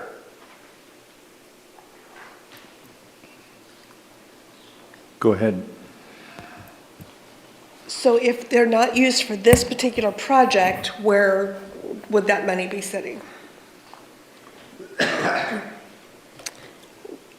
When you get the lodging tax funds, what fund do they go into? Yeah, there's a mechanism that there's a holding place for parks to hold that and put them into projects. And so one of the other reasons why we created the large park improvements too was we view that our large parks meets the definition of the requirement to use those lodging tax dollars for the capital longer than 10 years, and it provides a tourist benefit. So again, it does sit in another holding spot that gets transferred in, and then it gets moved over into the projects in which they want to use it. Okay, so this is a recommended transfer that you're talking about here. Thank you. You're welcome. Question? Valerie? Go ahead. Yeah, I'll go quick. So basically, that is the percentage of money that is in the for parks SDCs that was developed in the very beginning when we first set up the lodging tax, am I correct? It's not SDCs. This is coming from your lodging tax dollars, and Right. there's, as you know, it's a very complicated Yes, that's what I'm saying. It goes back to five-page the memo thing, but it's a yes. percentage that we can allocate for park infrastructure. Okay, but that's what I'm saying. It comes out of that convoluted. Yes, thing. yes, That's what I yes, just- it yeah. does. Uh-huh. Thank you. Other questions? Oh, Tripp? So how does the city estimate the amount of expenditures in a fiscal year? Is it like a specific project that's on the department's radar screen, or, and like what are the thresholds, right? Because in our large parks, we have, like, under my kind of future question, our large parks have a lot more than $700,000 worth of assets in them, and all those assets are going to need to be replaced eventually. So you could, like, theoretically have millions of dollars in there. And so I'm wondering, like, since you obviously weren't that conservative, like, what sort of criteria is applied to come up with the $374,000 in this fiscal year, and the 350, like, or 30 in the next, right? Because obviously some criteria was applied. So this is where we utilize our Parks Advisory Committee, our Parks Master Plan, community development staff, city council, and we project out what projects we're going to be doing. Say, for instance, the playground equipment at Reinhardt Volunteer Park. We knew this was coming up, right, as a project that we're working on. So there's different projects that we're projecting out, that we're working through all of those groups to get that information, to figure out what we need to budget for the coming year. Because you're right, we've got millions of dollars of infrastructure that we can do. We don't have the staff to do it all in 1 year. We don't have the resources to do it all in 1 year. So we have to try to be very strategic about what we're asking for and what we're implementing to make sure that we're meeting the desires of the Parks Advisory Committee, City Council, the community, what we can do from an internal staff perspective, and what the Parks Master Plan says. And I'll add on to that, it is potentially a mixed bag there too. Yeah. In the sense that they're appropriating 100% of the funding sources to give them maximum flexibility depending on what comes up throughout the year. Yeah, I guess this, like, my final point here would just be like, the thing that gets lost in the shuffle, so to speak, when you have only $704,000 worth of replacements at the bottom right-hand corner is like the funding gap that gets us to replacing everything on a set schedule, right? Because if we were to see, like, in the future column, we need probably millions of dollars of resources somewhere. Yes. Other questions? Go ahead, Adriana. Thank you. What is the city's charitable outreach like? How do we kind of solicit donations? I see some of these, you know, the Reinhardt pedestrian bridge, it says it just needs to be cleaned. Couldn't we get a volunteer to clean it? Or the murals, wouldn't we want artists to donate murals for their, you know, public awareness and charitable donations right off for them? Is that something the city does? So we do receive some funding when it comes to donations or sponsorships, especially with the 3 community events that we have, like, say, for instance, tree lighting, Art Along the Road, and 4th of July. We get a lot of sponsorship dollars there. We do have volunteer activities. People will be able to spread bark mulch and those kind of things. Cleaning of the pedestrian bridge or those kind of things, that's something we need to make sure we monitor appropriately because it has a lot to do with our infrastructure of distribution and collection when it comes to what's on the bridge and those kind of things. So we do have opportunities. Our community-owned public art has a small fund where they have some donations that have been provided to provide for moving our art on the move and those kind of things. So we do have opportunities for that kind of thing. Is there like somebody on city's payroll that goes out and, how No, does that get advertised to the community that the city accepts? That's them? all worked with through either our advisory committees. I mean, that's one of the wonderful benefits of having an advisory committee like COPA.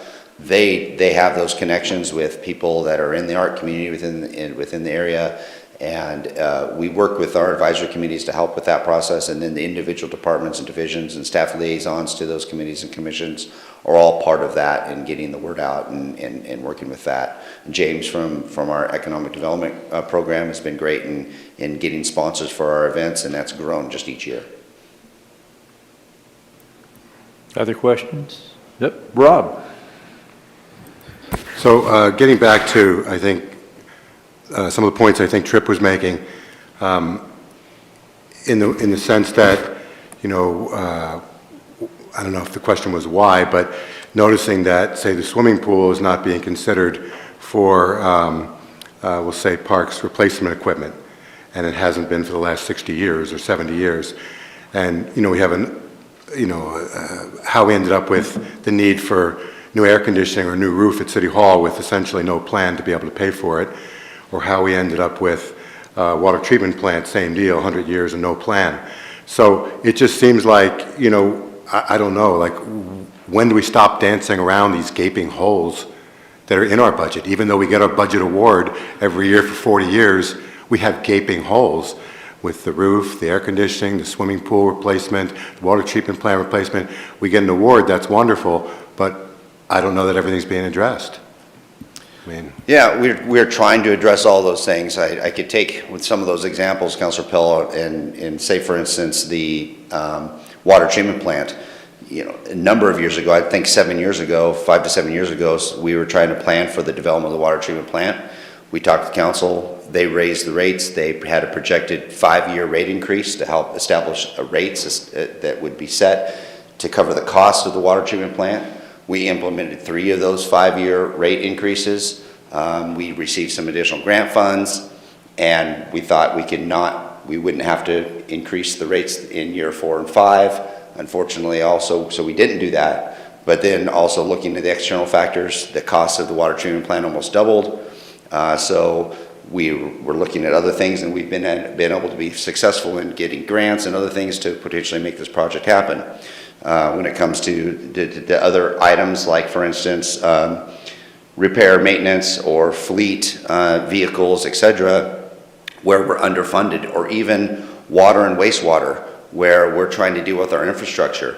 We have established a number of things. Say, for instance, there's been policy decisions to not fully allocate a true full SDC, but to discount the SDC to help increase development. But when you discount fees, then you're leaving a gap that will have to be filled at some point in time. And so those are some policy decisions that have been made at a council level to set a rate that is trying to balance the ability for economic development growth to come in, but also still respect the needs of the infrastructure within the city. Things like the roof for the building. 7+ years ago, the general fund was healthy enough where in 1 year we could fix the roof of the building. And we've recognized that that's not the case anymore. And so we've been trying to balance each year with the budget, trying to establish replacement funds for these things, but also we have been limited at that without cutting FTE. As you recognize in the budget message that I provided earlier, the majority of our general fund expenditures and our expenditures within the city are personnel. So we only have a finite amount of resources, and we've been trying to set rates to establish replacement funds, but in order to increase the replacement funds, it costs all of the general fund departments a certain amount of money, and the more we increase that, the less and the more restrictions we have on the potential personnel issues. So it's a balancing act of making sure we're able to maintain current service levels and yet still take care of our infrastructure, whether it's a water line underneath the pavement, or it's a building, or it's a police vehicle. We are underfunded into many other many things to try to balance, I think, community need, economic development, and affordability for the community when it comes to rates and fees.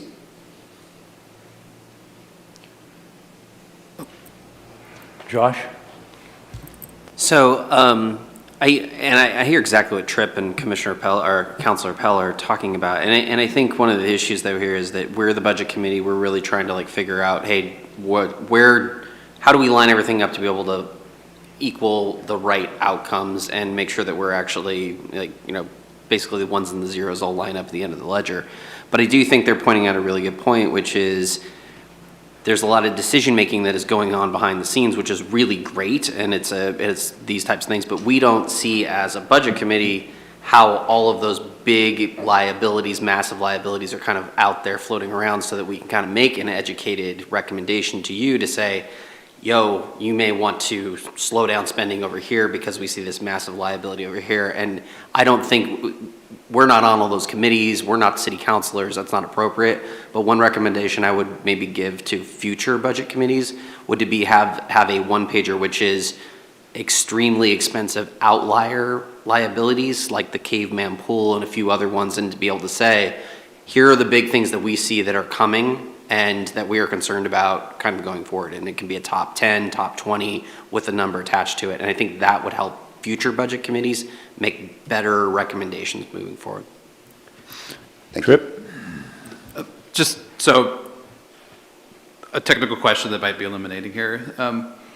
In my example of okay, why don't we just put all the parks assets into the bottom right-hand corner of this table and show ourselves where the hole is. My guess is, according to accounting policy and Oregon budget law, if you wanted to do that, you'd have to balance the expenditure with revenue, right? And that revenue would have to be known in a technical term of art sense, not just spitballing, oh, maybe the county or maybe the city will generate some revenues down the future, right? Yes and no. So if you look at it just based on the orange column, that is the current year that needs to make sure that it balances. The out years, in theory, we can show a resource, but a lot of the times we know there's not those dollars out there for the liabilities that are coming. But if you show the resource or show a liability, do you have to show a resource? We typically do to make sure that it balances at the end of the project. Even in the future column? Even in the future column. Yep. And it has to be, I think ORS even has a term called quoting good faith. We have to be good faith when it comes to our revenue projections.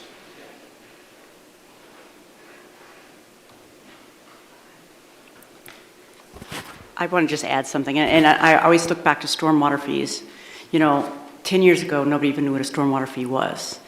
nobody even knew the requirements that were going to come down for the state for drinking water and all those things. And so a lot of what we react to is when we became a metropolitan area, we were given metropolitan standards, and therefore having those standards meant that we had to do things that we had never done before.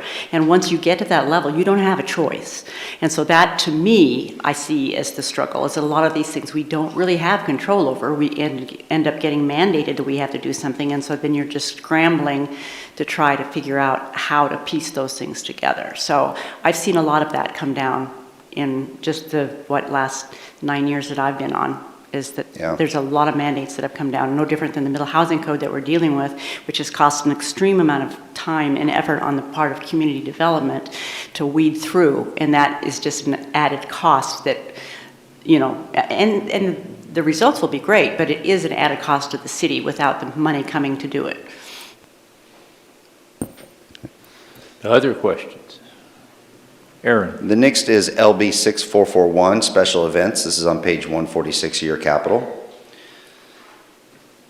Funding recommendations for fiscal year 25. This is just a general breakdown of all the funding recommendations. As we mentioned earlier, there's a question about sponsorships. This also breaks down and shows the number of sponsors associated with each one of those items. As we successfully try to run an event, people do want to help support that, and so we have received a lot of good sponsorships throughout the community. This coordinates 3 main events: 4th of July, Art Along the Rogue, and the tree lighting program. Total project is about $84,000. That's with $50,000 coming from the city's general fund. We're looking at $20,000 from a cost for 4th of July, $20,000 for Art Along the Rogue, and $10,000 for tree lighting. Josh? I just want to say, these are some of our favorite things to do in this community. Thank you so much to everybody on the staff and everything for doing it. They are really, really great and a great investment, so thank you. Thank you for that comment. I know Bradley has been great with that and being leader for that. And then James Conway, our economic specialist, has been the key to the success and growth of these 3 events. Tripp? I'm just curious why this is a capital projects and not in the operating portion of the budget? It's one of those weird things. We had a hard time tracking it in the general fund because it doesn't truly get a revenue from the general fund, and so we could never keep track of what we were truly spending on it from year to year, so this is more of an accounting thing. Other questions? Thank you. So the next one is on page 147. It's City Hall renovations. We have funding recommended for fiscal year 25, $500,000 from lands and building, $700,000 for facilities capital. This will help with the City Hall building. We've got some needed repairs, including a roof. Estimated total project cost is $1.3 million, and ongoing is unknown at this time, but there will be future and ongoing costs. Questions? So you're planning on, so are you allocating 1.3 for those this year? Yeah, me and Jason have talked about this could go between 25 and 26, but we're putting all the dollars to give that flexibility in 25. Okay. Sandy? So half of it's going to be a loan, like Business Oregon or something, that you're going to do, We're gonna have to do an internal loan. an internal loan? And then the 500's a transfer from general fund?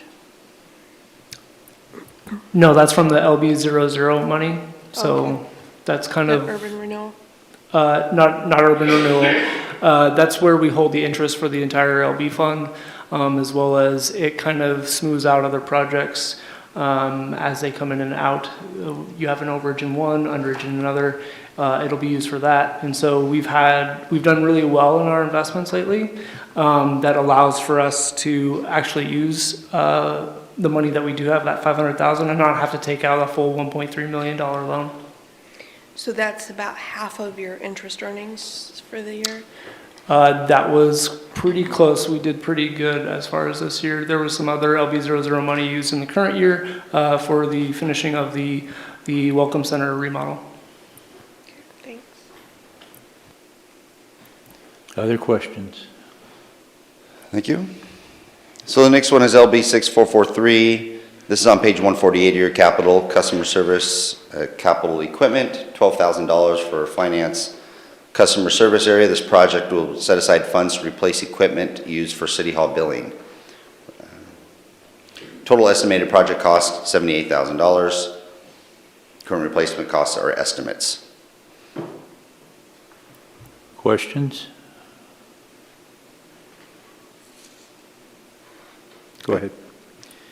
So the next one is LB 6448. This is the downtown Redwood parking lot renovation. Some of you might be familiar with this parking lot. This is the one that's behind Taqueria and the theater. It's got some wonderful, beautiful trees in it, but it also has a parking lot where you have to be visually aware of where you're stepping. The root systems are massive, and it is becoming an issue for people to utilize that parking lot. So this project will be a complete renovation of this parking lot and starting this process. City plans to undertake the design and engineering in fiscal year 25 with potential development in 26. Tripp? Would this project be eligible for transportation CDCs? Or SDCs, sorry. I don't think parking lots are. Okay. Yeah. I've got Public Works Director shaking his head no, so. Yeah. Would a new parking lot be eligible for transportation SDCs? No, I think it's for. Yeah, capacity. Yeah. I'm just looking on page 149, and I don't see anything recommended for 25. I don't see anything till future, so I'm just trying to figure that out. 30,000. Yeah, so. So we have 30,000 already set aside from last year, is what you're saying, that we put there. So- And so now we're going to spend that in, I just think $30,000, we can get it done for 30,000? No. Okay. So we have some underspending in the downtown program in the general fund currently. Okay. And so we are going to use some general fund money to move that over to this project to do a study of what we need. The out years 600,000 is a rough estimate that they think that parking lot will need to be redone. Okay, so we'll be spending the money to do the study then. Okay, thank you. Rick? Says on page 149 that street trees is a problem in the parking lot. So those trees be removed for the future to protect our investment? Those trees will be removed, yes. It will have a different look. Other questions? Okay? And that is the end of the lands and building review. Thank you. Thank you.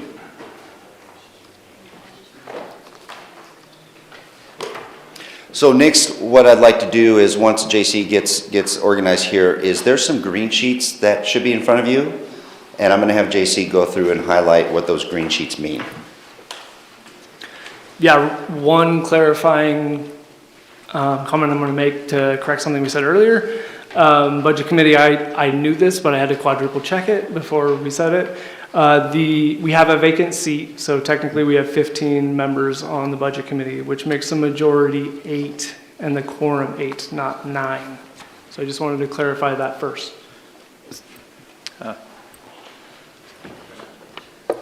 I think you have a question over here. Yeah, but it was about something we talked about a while ago. Can I still ask it? It was about the URA special payment.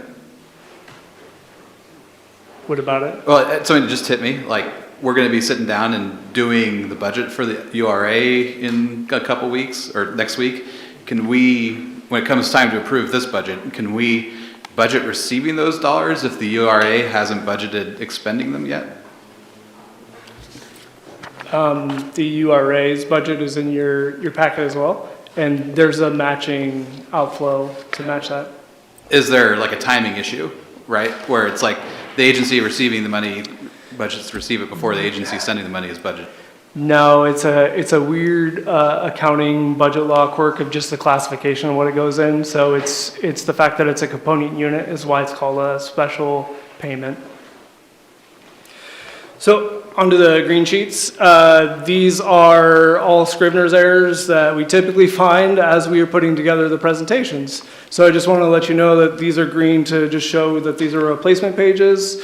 The very first one you should have on top is a tourism promotion, and on the back side, on page 171, we've highlighted the change. And again, it's just a categorical classification that was in there. And so in your regular book, the dollars were in the ending balance, and that is not correct. It's actually a contingency. Again, these are going to kind of all be Scrivener's errors of things that were just omitted and or just misclassified accidentally. And then the next set is going to be stormwater. You can just see there's just a minor change to those dollar amounts, and we highlighted them again red. And then the next page is 186 in stormwater, which is just a categorically going into the actual programs. And then 188. And finally 189 for stormwater. And you'll be able to see it side by side with your white pages that you currently have in your book. And then the next section is page 249 on the back of human resources to start the general program operations, misclassification between the direct charges and capital outlay.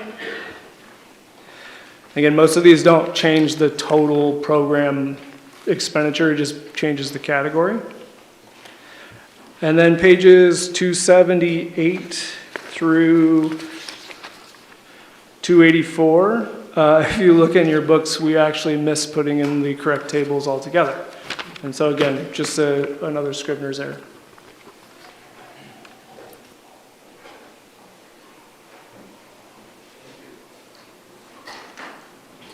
Chief Hensman, you're on finally, huh? Thank you, Chair.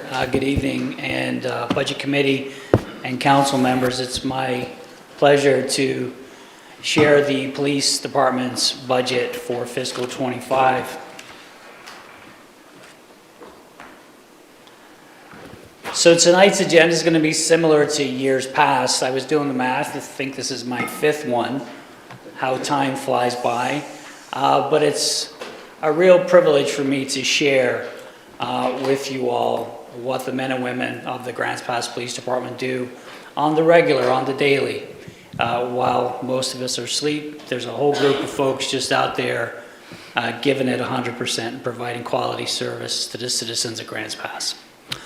So if you're following along with me under the public safety section, you can go to 128, and that's kind of where I begin. So tonight's agenda, we're going to go over some council and departmental goals because it's really important for me to not only have direction from council and city manager, but also to provide my own North Star to the men and women so they know where they're going. We'll talk about the organizational structure of the police department, provide a budget summary, and then we'll go into police ops support, and then talk about some of our partners with crisis support, sobering, and our service level commitment and summary to conclude tonight's presentation. Council and department goals, we'll start with the council goal to enhance community safety, which is, of course, is very important, and enhancing community safety falls under so many different categories.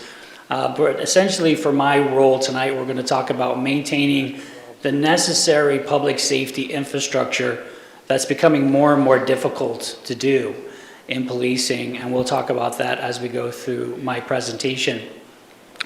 The council, and including myself and city manager, believe it's important to posture as a leader in addressing homelessness, mental health, drug addiction, and other related livability issues within our community. And I'll talk about some of the programs that we've led and we continue to improve upon as we navigate through challenges. And then, of course, to enhance a safe and secure environment. This next slide right here depicts the 6 pillars of 21st century policing. And it's really important to provide that, like I said earlier, that North Star for policing. And we build upon our own goals and our own strengths, weaknesses, opportunities, and threats as we build out where we want to go. But this is a perfect driver for us because building trust and nurturing police legitimacy is of great importance.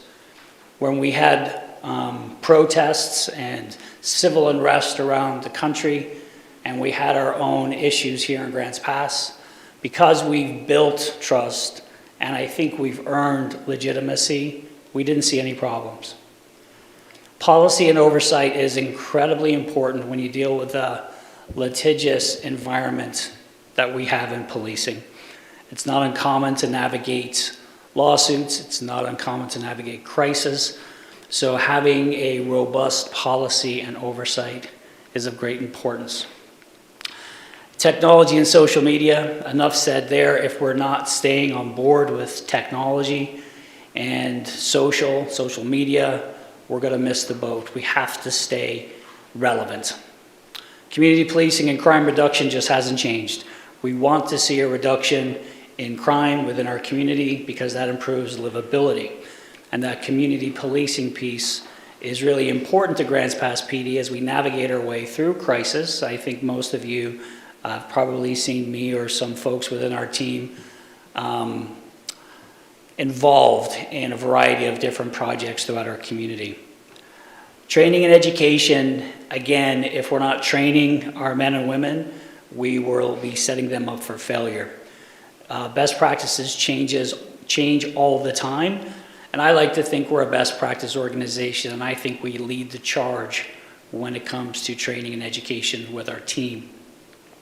And then officer wellness and safety goes without saying. It's unfortunately not uncommon for Grants Pass PD to be involved in officer-involved shootings and frequent crisis, and we have to do a good job in supporting our team through different officer wellness projects, and we have to make sure our team members stay safe because it's not uncommon for our folks to get hurt. It's just the reality of the job. We have a lot going on in Grants Pass, and I'm excited to share the slide behind me because it really complements the work that we do here with what I think is a limited workforce.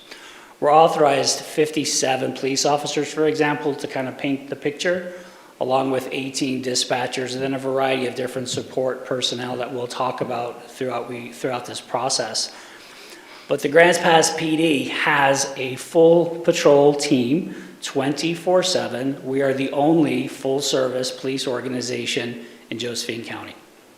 That's kind of sad, but the reality is, and I am so proud of our county and our sheriff as he works through his and his team's problems as they work towards 24/7, but they're not quite there yet. And our state police go off duty early in the morning, around 2 o'clock-ish, I believe, but that just leaves Grants Pass police officers to kind of deal with whatever is going on. And we all know that folks from the county sometimes make their way into the city and vice versa, so we all have to be available to complement each other. We have a fantastic K-9 team. We do have a traffic team. We just haven't been able to deploy the traffic team of late because of staffing. School resource officers and our school marshals are still doing a wonderful job throughout our community, and I know District 7 quite appreciate and adore our team that work over there. Our community response team, we'd be lost without the community response team, especially as we navigate our way through this federal injunction. That's a team of 3 cops that are out there all week managing what you see in our park system.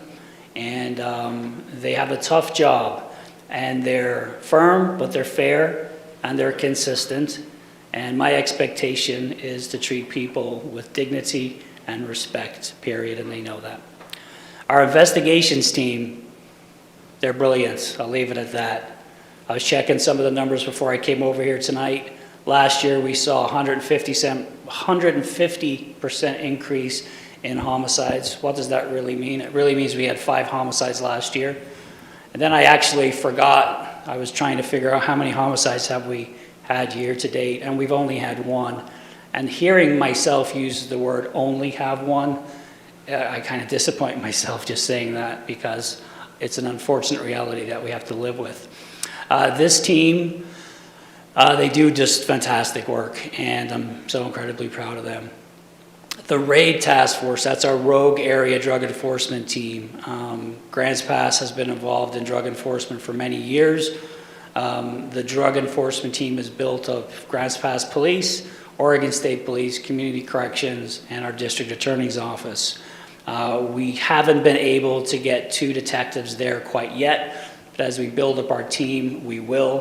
One of our officers that's slated to be a detective and added to RAID actually has the drug detection dog, so that will be a perfect placement for him when we get him up to speed and over there. Professional standards and accreditation is a must. If we're not keeping up with accreditation, we're going to end up getting ourselves in a bind. And we have to hold ourselves accountable, we hold community accountable, and I can guarantee you that not only do I hold myself accountable, but I also hold our team accountable as well. I think we're also fortunate to have a SWAT team and a negotiations team. And as you kind of listen to me ramble about everything we are doing, recognizing that these are collateral duties for the officers. So everybody, first and foremost, is either an officer or a detective, and everything else is a collateral duty, and that includes SWAT and crisis negotiation, our negotiations team. We have a property and evidence facility. Our community service officers, they just take it on the chin. They do a whole lot of stuff out there to support our police officers so they don't have to go to it, like crashes, for example, property and things like that. We're still trying to build up our police cadet program. We actually just passed a police cadet through background, so we hope to get that person hired here real soon. And then our parking enforcement has actually been pretty good over the last couple of years. Zeke is out there on the regular, and he writes a lot of parking tickets. It's not quite like Parking Wars that you see on TV, but he's doing a good job out there, so we appreciate him. And then our dispatch center, our 911 and our records division, our support team. If you didn't know, we are the public safety answering point for Josephine County. And the men and women that work there not only dispatch for Grants Pass Police, but they also dispatch for all medical and all fire within the county, except for the sheriff's office. The sheriff has his own dispatchers for sheriff patrol. And then our record specialists, they just deal with an incredible workload. I think I have a stat along here that they managed about 80,000 bits of paper throughout 2023 with different types of reports and FOIA requests and different types of records work that we ask them to do on a daily basis. And last year we were able to bring on call takers to our 911 team, which really takes a lot of the burden off of the dispatcher. So now we're able to have 2 people that are dedicated to be solely call takers. So our executive summary today, as you'll see, last year, fiscal 24, our adopted budget was a little over 21.5 million. The recommended budget for this year is 23.5 million, and you'll see an increase of about 1.8 million. And as I go through the rest of the evening, the majority of this is personnel costs, direct and indirect charges, debt service, and in reality, our budget's incredibly flat. There's not much painted into this budget this evening, and you'll see that as we continue through. So here just gives you a bigger picture of what it looks like between ops, dispatch, crisis support, and sobering center. But here's kind of the nuts and bolts of the money this evening. You'll see our personnel costs are just about a $1 million increase, and that's basically everything the city manager said to you all earlier this evening. No surprises there. There's no additional bodies. We did have a retirement last year. We had a captain retire. We just didn't fill his position, so we actually had some savings there, but we have filled that position as we roll into fiscal 25. Our materials and supplies, as you can see, we're actually in the red there. We did a good job as far as bringing that number down. The reason that is if you would remember from last year, if you were on the committee, we were able to use a significant amount of forfeiture dollars to purchase things we needed, like radios, like vests, like SWAT headsets, and things of that nature, high dollar items. So we're pretty fortunate and blessed to have our drug teams, for example, our detectives, for example, that actually seize a lot of monies over the years, so we can utilize them for equipment that we need. And we all know we're relatively strapped here in the city of Grants Pass, so every penny goes a long way. So I was happy to be able to do that last year. But moving forward, it's important that we plan to utilize those dollars for maybe some infrastructure needs as we move forward. Eventually, we will need an evidence facility, so I hope to continue to save those dollars so we can limit the burden on the city. Our contractual and our professional services, you'll see they've gone up about $300,000. Direct charges there, that is correlated with the public safety utility fee. I look to JC and I always ask myself, why am I paying that fee as well when that money's supposed to come to me? But unfortunately, that's something that we have to also charge ourselves as well. And then our indirect charges, that's your administrative and your IT fees. That, of course, has gone up a little bit. City manager spoke to that earlier today.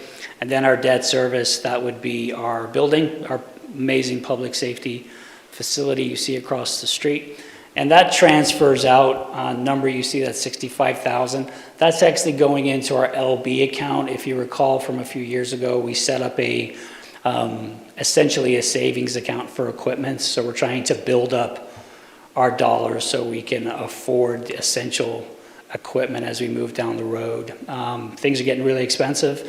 We spoke to council recently about radios, for example, and the radios you see in our cars, they range from about $6,000 to $7,000 to possibly $8,000 with installation, etc. So moving on to the support team, 911 communications. I mentioned earlier we're an interagency dispatch center. We're the Josephine. Warren. Sir. Warren. We got a question down there from Josh. Chief, I apologize. Don't apologize at all. What do you have, sir? Could we go back one? Yes. So I think I understand indirect charges, but I am a little curious to know the contractual and professional, what services are inside of there? And I'm just kind of highlight to my punchline here. Yeah. I'm taking a look at 2022 to today, and it's almost 100% increase. So I'd love to kind of understand a lot more of what's in there. What is that? The biggest hit on that one right now is the vehicle replacement. So that's increased. Yeah, that's increased about $333,000. That's a big chunk of change. And then just to share with you what else is actually built into that account. I mean, you're looking at things from vet services, equipment maintenance, online reporting, radio maintenance, license plate readers. Our grants are allocated through there too. We're still finishing up on an all-care grant where we have, I think, $25,000 left with our DVHRT program, Domestic Violence High Risk Team. We also have opioid settlement dollars in there. Our Tyler Analytics, which is our software platform to provide us analytics on crime throughout the community. I can continue on. There's a whole lot in there that makes up that money. I've got it, and I really am in favor of that all-care grant. Okay. Valerie? Yeah, where does fuel come out of? Because you know the cost of fuel kind of goes up and down. Where do they put that? Yeah, the fuel comes out of Jason's budget and not out of my budget. Oh. It comes out of his budget. Okay. He charges me for it. It's his budget. He charges me for it. Transfers. And then I also had another question. I know in the last year you've talked a lot about overtime and the problems that you've had working under capacity because people are out. How much overtime? I mean, just in personnel services, how much of that money is actually used for overtime? And I do know that part of our workman's comp insurance has also gone up as a result of some of the injuries and things that have happened because of those overtime. Yeah, it's a great question. That number you see with the difference on personnel services, that's inclusive of our overtime costs, that's inclusive of our insurance, our benefits, and those different categories. Off the top of my head, I think both the ops and support and ops, we run about $900,000 budgeted for overtime, and we use it every single year. We appropriately budgeted a small increase in our overtime, but we watch it like a hawk. And as much as I don't want to have to spend it, we have to support a lot of different events. We have Boatnik coming up in a couple weeks, and that's going to cost us a significant amount of overtime as well. But also, too, when you speak to overtime, and you'll also see salary savings, so the number can feel a little skewed. A lot of our team work overtime. I was looking on our crew sense, our staffing program today, and it's a day doesn't go by that somebody's not working overtime. A day doesn't go by where somebody's not forced recall to come back to work. So it's really starting to become problematic for the team. I think for the most part, they do it happily. They understand that help is on the way, but a big chunk of that 988 has to do with overtime costs. Did that answer your question, Counselor? Yeah, I guess I've heard about it, but I didn't exactly know where it fit into the budget, so. Rick? Chief, you said the fuel comes out of Jason's budget, but when it comes to oil change and services, is that the same location? Well, it's part of the vehicle equipment and then the vehicle maintenance account. So I am charged for the vehicle replacement account, and I'm also charged for vehicle maintenance, and that's where that money comes from. And where did those two items appear? It's up in the there? contractual professional services line. Okay, thank you. Yes, sir. Other question on police? Oh, Sandy? Overtime, it's about 2 to 3 hours per week per person, or? Oh, I wish it was 2 to 3 hours per week per person. It's Okay. probably, depending on the individual, it's somewhere between 12 to 20. Wow. Yeah, it's significant. We're in a little bit of a hiring crisis. It's very difficult to hire good people. When we do hire good people, it's hard to get them through backgrounds. And then when we get them through backgrounds, it's hard to get them through training. And I refuse to lower our standards, period. I will not lower our standards. We also have people that continue to leave for a variety of different reasons, whether they just don't want to work the type of work we do anymore. They move into some other workforce, work job. They go to a different state. They go to a different county. So we're starting to struggle with our cops. A lot of cops do not want to be cops anymore, and some don't want to be police officers here anymore. So there's a lot of factors that go into play. Our call for service, our volume has a big part of that, and also our salary in comparison to other cities. So are you losing some of them because they don't want to work 60 hours a week? Yes. Okay. Joel? Chief, good presentation. In terms of the personnel, you show, and there's different levels, there's the service personnel and there's the personnel.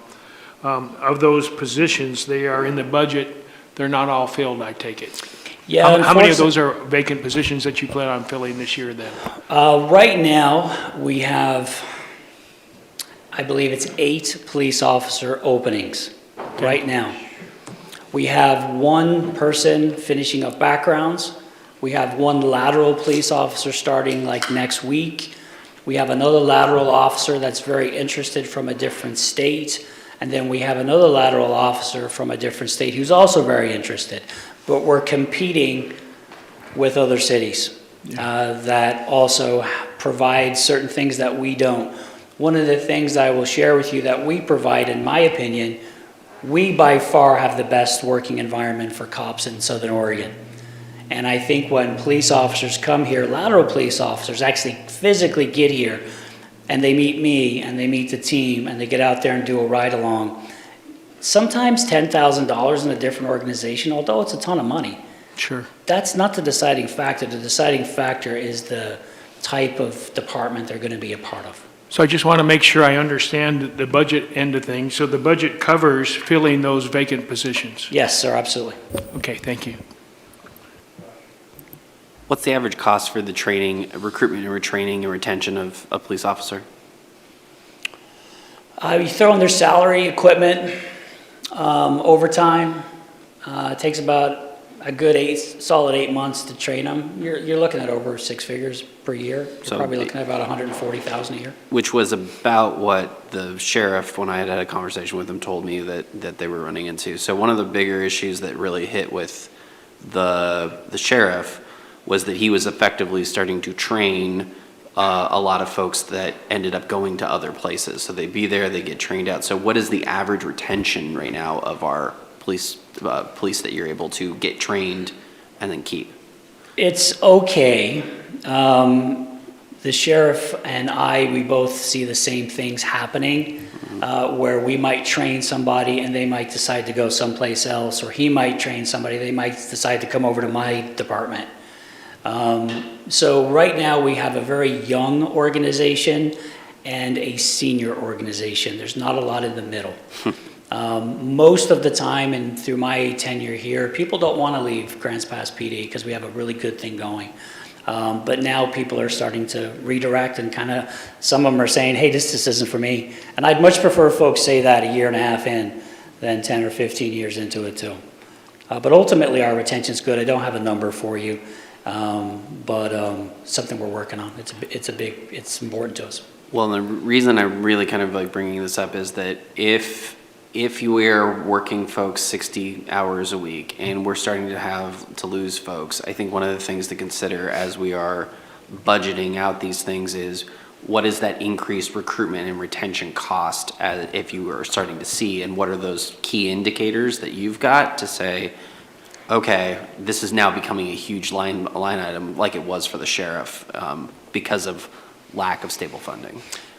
Yeah, you said the lack of stable funding, that's one. But we also have, a lot of folks aren't interested in coming to Grants Pass. We have to help them become interested in being a part of Grants Pass.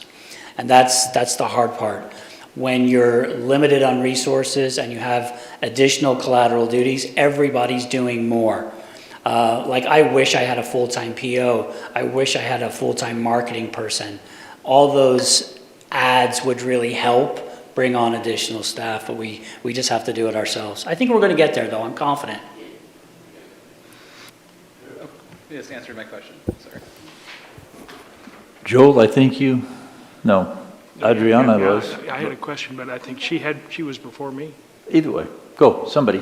It kind of got addressed. I was just going to say, isn't it accurate that a lot of the difficulties in the sheriff's department is it's not stable funding? The people who come here realize, oh my gosh, we don't know where my salary is going to be coming from in the budget in the next year or so. And so it's a little bit different with us, right? Because the city council is able to kind of assure a little bit more than the county is. Yeah, I certainly don't want to speak for the sheriff or even speak to his financial situation. But the reality is, speaking about our financial situation, we have to deal with our neighbors to the south that might provide, I think their latest negotiation was an 8% increase to our 6% increase. When you're already below, that just makes a greater gap. That's why we work really hard to provide the best equipment, the best environment, to give them the best place to work and feel like they belong and they fit in. And, our guys want to be a part of GP. They don't want to go elsewhere, for the most part. Joel. Chief, I need to ask you the same question with the fire folks. I know they're staffed at 2 people per engine under this 33 FTEs. At least, correct me if I'm wrong. And are there vacancies there? And it appears to me that this budget fully finances that, and do they plan on filling those vacancies as well? Yeah, Joe Hyatt's going to be up here in a minute to talk about that. Okay, and, thank you. I'll leave that question for Joe, if that's okay. Yes, ma'am. So I guess in response to that question is currently we are 57 is what we are funded for. Am I correct? Yes. 57 police officers. But it seems like we're not working. If when I read the monthly reports where you're at like 65% of capacity, whatever. How do you? Is that where all the overtime is coming? Is because that's when people called in to bring it up to the 57? Is that what's going on? Yeah, it definitely is. And what you're seeing, Counselor, is folks are off on FMLA. Folks are off on different protected leave. Officers are having wellness issues that we haven't seen before. Hiring is more difficult than ever before, and failing people out of backgrounds is not uncommon. And then getting people through training is somewhat difficult as well. So yeah, and we have to put people out there. I have a minimum staffing level, and if I've got to commit myself to work at 3 a.m. to keep that minimum staffing level, so be it. Hopefully we don't get to that stage, but folks are working a lot of overtime to maintain that minimum staffing model. Same thing applies to our dispatch center. If a dispatcher calls in sick, someone's got to work it. There's only so much they can handle in there, and we're a busy county. Although we have about, I think, 70,000 people, something like that, and 40,000 living here, there's a lot of calls that come in, and I've got some numbers I can share with you as we move on. I have one more question. This is because, of course, we know funding is so important in moving forward and going onward. And I know one of the statistics they use now is the number of calls annually compared to the number of officers that are there to take those calls. Is that data that we have over the last 5 years that we could kind of show, that sort of working that's going on, or do you use the numbers of policemen that are actually there? I mean, I'm just kind of curious as how to get the data to move forward to convince our community of where we're at, because that's... Yeah, and that's a great question. And we did if you recall, Councillor, we did a study, an ICMA study a long time ago that told us we needed more officers, we needed more people. And I think we can't allow ourselves to stay focused on one metric, meaning calls for service. You have to look at the level of service the community expects, wants, needs, but you also have to look at the type of call volume that's coming in. Between 2022 and 2023, off the top of my head, we saw a small reduction in calls for service. I think it went from 56,000 to 54,000 off the top of my head. But the caseload or the type of calls that the individuals have to deal with are sophisticated, and they're difficult, and they require a lot of time. For example, working homicides. For example, working aggravated assault. For example, working domestic violence, which I just saw is on the rise, which seems to always be the case. Disorderly conduct, trespass, it's never ending. And they're call to call, and we're just pretty busy. So you have to look at that whole piece when you talk about your staffing models. And city manager and I and council too, we've talked about overhiring. And in a perfect world, if I were overhired, say 10 people, this FMLA or people out on admin leave or folks getting hurt wouldn't really impact the overtime as much. Other questions? Now you can go ahead, Chief. Yes, sir. No, not at all. Our support services team, I never want to make them feel like they're taking a back seat. They work so hard behind the scenes, especially the dispatchers and especially our records division. And I actually want to highlight our records team because that's something that is forgotten about, that those folks are one of the only records teams in Oregon that actually answer the call for service. So they take non-emergency calls for service regularly, and I'm looking to my right so I can see my notes, 27,000 calls that they take to help our dispatch center. Because let me tell you, when the dispatch center is in crisis and there's something going on, it's a hot mess in there, but they know how to work through it, and it's amazing how they can multitask, dispatch police, dispatch fire, dispatch medical, and then manage the crisis that we provide them when we show up to that critical incident. But our records division, they deal with those non-emergent calls. They do call for service entries, a lot of reports processed. I mentioned that 80,000 number of processing, crash entries, citations, warrants, reports. They're incredibly busy, and if you remember, we froze one of their positions a while ago, so they are also understaffed, and sometimes I forget to mention that, but we are also trying to get that position filled sometime in the near future. So this is the overview with police support. As you can see, it's super flat unless you have any questions on it. I think I'll just roll right through that. but the same thing applies as far as your direct charges. That's going to be for the public safety utility fee, and then our indirect charges, that's going to be your IT and your administrative fees.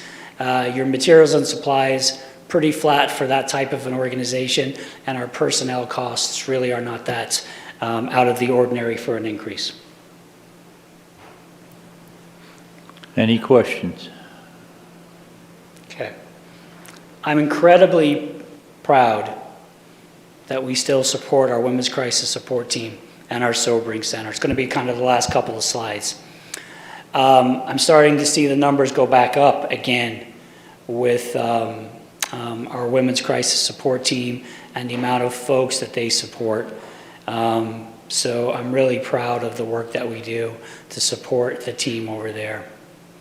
Some of the numbers for Sobering Center, as we talk about now sobering, and we're one of only a few agencies in Oregon that actually has a sobering center. We're so fortunate to have a place to take people so we don't have to take them to the jail on a disorderly conduct charge and take up a jail bed. It's much better to get them to the sobering center where they can engage in some sort of a service or treatment or some sort of a wraparound help. But as you can see, these numbers, they're not impressive in my mind. I wish we had them a lot lower, but you can see that Grants Pass PD lodged 429 people in the sobering center. That's a lot.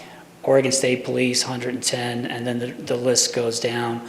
One of the cool numbers there, if you've noticed though, I think are the self-admits. There's a lot of people that self-admit, and that's pretty awesome because it takes a lot of kind of tapping on the shoulder to help encourage people to move towards treatment, to walk towards treatment, and to see people self-admit. I think that's a big number. And then also to the Asante Emergency Room have a good partnership with our sobering center to get people over there as well. So just kind of as we wrap up our service level commitment, you see it right behind me, continuing to provide that professional law enforcement service, state-of-the-art 911 center, full service record section. Some of our partnerships, we're not gonna lose them. Our partnerships with Options, for example, we have a case manager built in who works with our community response team. We have a fantastic relationship with Adapt Integrated Health, where Grants Pass Police dispatch recovery mentors to every single overdose in the city, and they do a lot of follow-up. I was over there today and I met with one of the leadership, with the leadership team, one of the leaders, Brandy, and one of her teammates shared a success story, so it was just wonderful to see how it all works behind the scenes. And we'll continue to do that. We'll continue to have a strong school resource program, a school marshal program with District 7. We'll continue to use our intelligence-led briefing model, which essentially is just looking at all the data. I'm a big fan of the data. If you don't look at the data, if you don't recognize trends, I think we're letting ourselves down. But we also have to know where we can deploy our teams to be most effective during the day and in the middle of the night. Maintaining adequate staffing levels across the board, police, dispatch, records. We just need to maintain that for all the reasons we've talked about earlier. The community response team, livability, nuisance focus, and then expanding our online reporting option. Of interest, the online reporting option is not going as well as I had anticipated. Most people prefer to meet an officer face-to-face, and a lot of our citizens really don't have any interest in going online and filing a report. In fact, I'm a little bit concerned that we might be doing a disservice at times, because I think some people just might get frustrated, and instead of reporting it, they just might walk away. So it's something we have to look at. We're looking at maybe possibly doing a kiosk within our lobby, so we have somebody there to support a community member actually get online, because not everybody's savvy with computers, and that's all right too. So just kind of in conclusion, our police officers, detectives, dispatchers, community service officers, record specialists, support personnel, supervisors, and volunteers, they're doing an amazing job. And we feel the support from you all in this room and from this community. But we must remain forward thinking to be successful. We're going to ebb and flow. We are going to have challenges, but I can tell you, we're up for the challenge. On that, I'll say I'm done. I was going to finish with something else, I lost my train of thought. Any questions? Sandy? And it might be for you or JC, I'm not sure. So the public safety fees, where are those coming from? And are they set in stone already? I thought they were still conceptual. No, they are enacted and they do go into effect June 1 as far as the public safety utility fee. There's also, he has some other small like charges. I forget all of them that go directly back to police. And you can see the column next to it, it's about 164,000. The rest of that is the utility fee, and that is proportionally split between police, fire, and support. And so when you flip through each of the sections, it's not 100% going to police, it's going to all three. Okay. You guys are Trip? doing a great job, thank you. And those are going to be billed in June and collected in July? More or less, yeah. Okay. Valerie? I just have a question about like the support team, because I've been looking at a lot of different things lately and looking at a lot of different communities and how they have support, and many of them don't have them in their city budgets. They don't have it. So is that oftentimes a county role, or who actually, for a lot of other cities, does that support job? Yeah, you're spot on. A lot of cities do not do that. Most cities, for example, do not support women's crisis from their budget. A lot of cities do support detox and sobering, but it would be split up between a variety of agencies. Let's use Jackson County. They have a much larger complement of municipalities and agencies to put into that pot. But us here in GP, I think for $130,000 a year to support, I think their $800,000-ish budget, and to give us, the police, an opportunity to get somebody literally scooped up and into the sobering center on Foundry in a hurry so we can move on to something else, that's something we really need. So I think for our city, it's very, very important to do that. But you hit the nail on the head, Councillor. Most cities don't do that.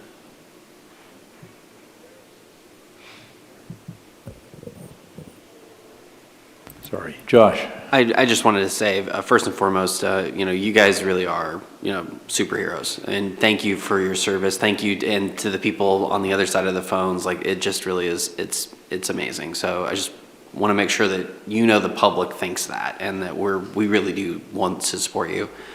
And I think the other piece that's really important here is that as this presentation's kind of come forward and really shows that you are trying to find non-employee ways to try to maximize what you're currently doing, which is also equally as important, and I think is something that needs to be kind of factored in as you show that ROI of, like you just said, we're investing in the Sober Center, which, I have a pleasure of bouncing around the state and talking to a lot of other folks.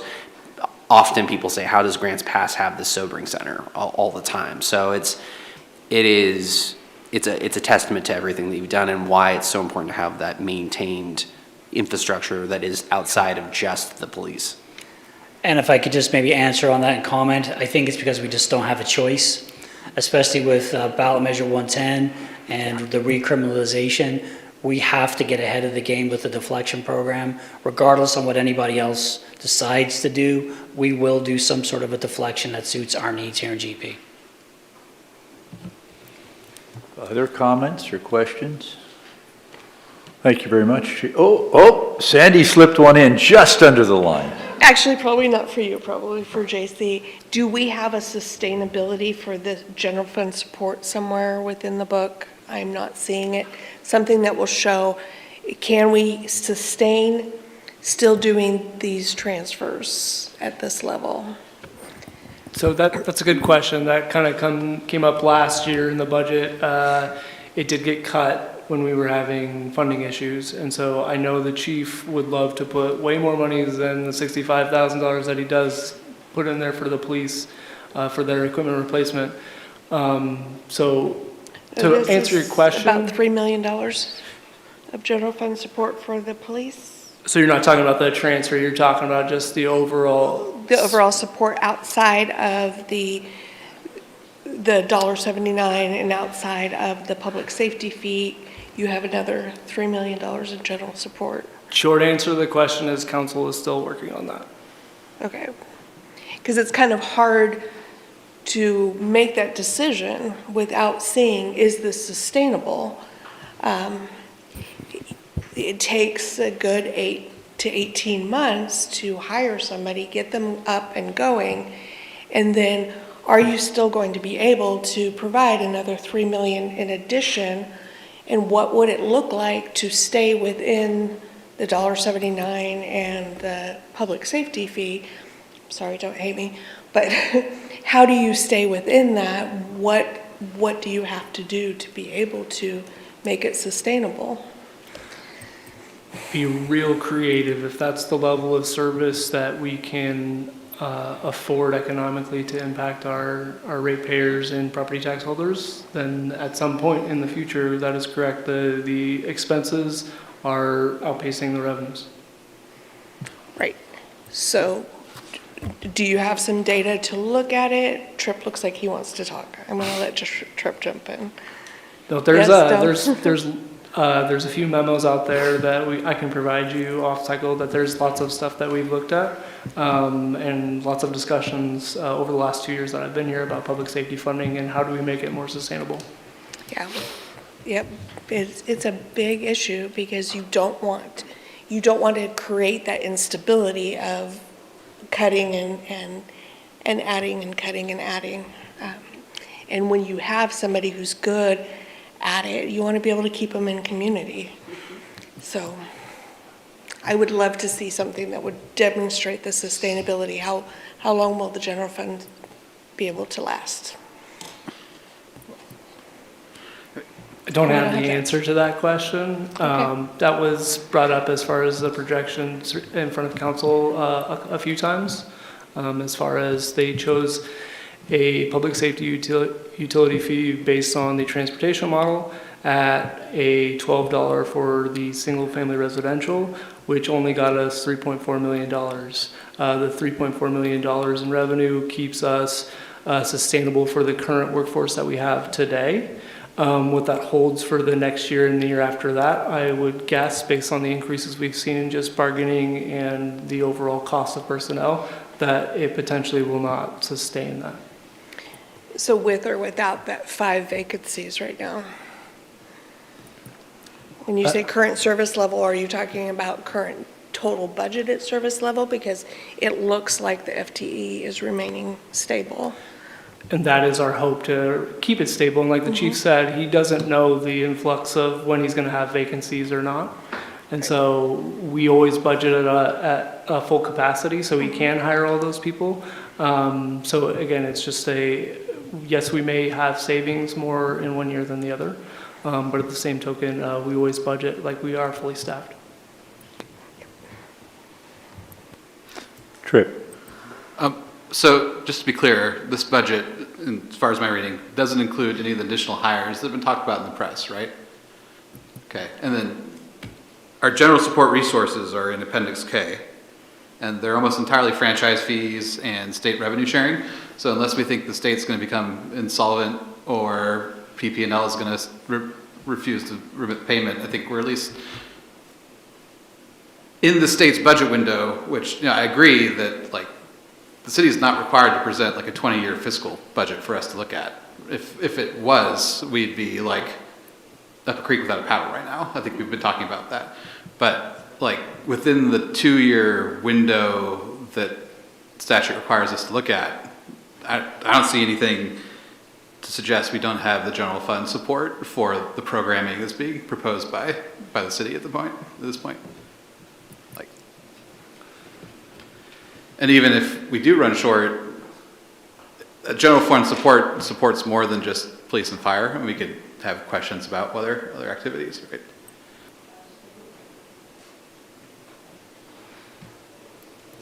Okay. Robert? How much services are being received by an organization like Walmart? You're talking about shoplifting? I'm talking about everything that they got going on over there. Yes. I did look at the numbers, not specifically Walmart, but we do have a shoplifting problem in Grants Pass. And I can't tell you how much comes from Walmart, but it's a good chunk. But it's no different than your Winkos or your Bi-Marts or other locations around Grants Pass. I think we deal with about theft in general, petty theft, looking at dollar amount under 1,000, maybe about 1,000 cases a year-ish, something like that. Shoplifting, you're somewhere between 500 and 650 cases a year.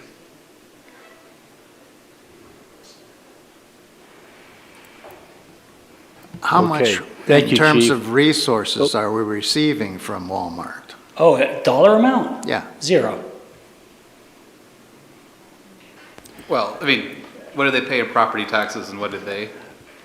Well, I think that's a different question. I'm going to probably pass that over to JC. As far as if a police officer shows up, you know, we don't write them, we don't give them a bill. So the financial avenue, I'll defer to JC on that one. Yeah, so he doesn't necessarily have maybe a direct contract like he has with a school district as far as a monetary contract. But Walmart does pay property taxes, will now pay the utility fee, and potentially any other thing that is associated or connected with the revenues that go directly to police and support. What I'm trying to do is decide whether or not a sales tax would be a reasonable way to pay for the police services that these organizations are receiving. So I think that is something that is in front of council, back on the list of things to look at. I don't know if this is the correct forum for us to decide whether a sales tax is the appropriate method of public safety funding at this time. Okay. Thank you again, Chief.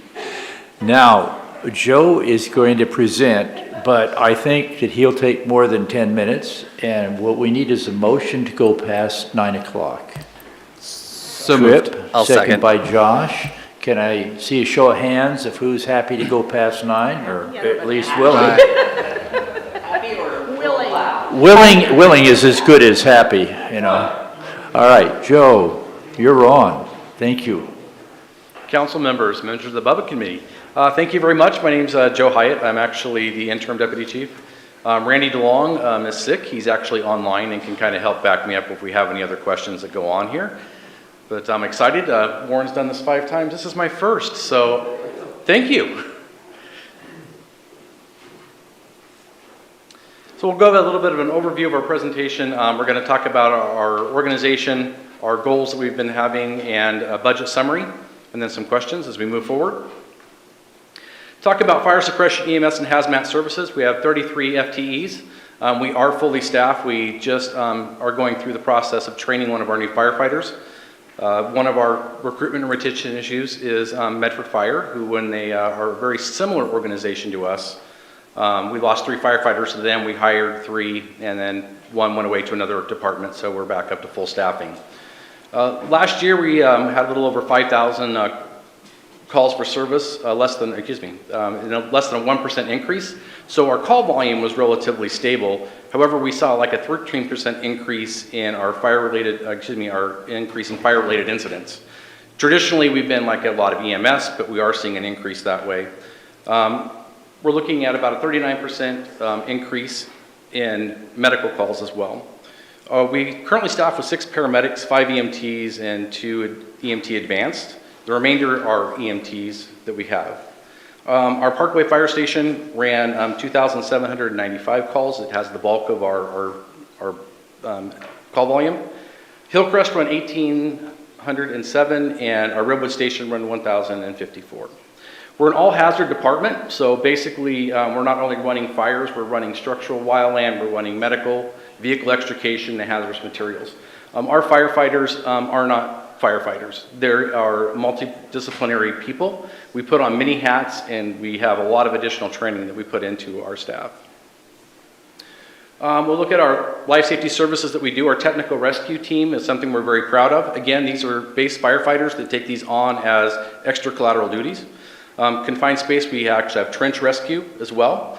These are services that we find essential to the public. Long rope rescue. So when somebody's down an embankment, a cliff, anything like that, we have a specialization. And of course, we have a river that runs through the middle of our city. So we have a water rescue program that we reach out and basically train to a minimum level of what we call a contact rescue. So basically people being able to do throw bags. And currently we're actually experiencing kind of a higher call volume in that area. So it's been one of the assets that we've been able to provide to the community. Our engine companies also do inspections. If you remember, I'm also the city fire marshal as well. It's kind of one of our cool things that are happening. We've kind of combined positions to, again, trying to get some kind of an efficiency with our open chief's position. And those engine company inspections, they get out into the community, they're making community contacts. We're also looking for hazards. We're trying to reduce those amount of fires, finding those simple things like, is your fire extinguisher serviced? Are there electrical hazards or things that we can cure and fix? And again, it gives the firefighters an insight into these businesses. So when they have to go at 2 a.m. when the building's on fire, they have a base knowledge of a lot of what's going on inside of them. And we love the community contacts. It's just great to be out there. We also provide SWAT medics. We currently have 2 positions that we have a medic that is trained with our SWAT team. They are designed to augment the medical staff for our firefighters, or excuse me, our police officers, and for anybody that's injured. So that's something that we're very proud of as well, and it's been a great working relationship with the police department on that program. Talk about fire prevention, my favorite subject. There's actually an Oregon Revised statute that tells us that we have to define what our fire prevention program is. We have to look at how many inspections that we think are important, and we have to implement that program. Currently, we have about 2,315 businesses that we state need to have inspections by the Prevention Bureau. Of those inspections, 130 of them are required inspections. When we say required, some of them are licensure through the state, like for daycares. We also go into our schools every year. Other than those are assemblies, where we have a lot of large gathering of people, or industrial applications where we have a high risk of loss of dollar and life, and we basically want to go into those each year. Currently, with our staffing, last year we did 628 initial inspections, far below what our standard was. Again, we lost a fire inspector position when we tried to fund the fire chief position. And through that process, we dropped a little bit of inspections, and then with me filling as a deputy chief and not being able to file in that fire marshal role as much, we've kind of dipped down there where our targets are. But we're working hard. We have a fire inspector who is dogged. He's out there and definitely puts a lot into it. Again, we have some education programs. We have a student safety academy that we reach out to the high school students. This is to get them involved and to get interested in public safety, and hopefully they'll end up joining a career, or at least have a good education of what's going on. We have a car seat safety program. This is a grant funded through ODOT, and basically through the WIC department, we have people qualify. We offer low cost car seats, and we actually install them. We have certified installers, so we can get that taken care of. We have fire investigations. Of course, any fire has to be investigated by Oregon Revised statutes. Through that process, we basically have 2 certified fire investigators, myself and Michael Meyer, our fire inspector. So we kind of take a lot of the brunt of that. We do have the ability to reach out to the state to assist us as well. The state fire marshal's office is kind of a great partner in that aspect. We do fire code enforcement. So we do look at buildings that are mandatory to meet requirements, and we do enforcement in those. We try to always get voluntary compliance, but when it comes down to life safety issues, sometimes those have to go into a little bit more in depth. We are part of the Rogue Valley Integrated Fire Plan and Cohesive Wildfire Strategy Partner. We have our grant funded position with our our FireWise coordinator. And basically that outreach is not only within the city of Grants Pass, but the urban area around the city as well. We have a really great program. It's funded by the county grant funds. And we basically were able to leverage $300,000 in fuel mitigation for the city of Grants Pass in our wildfire hazard areas. And he's been managing that and been a great partner as far as that goes.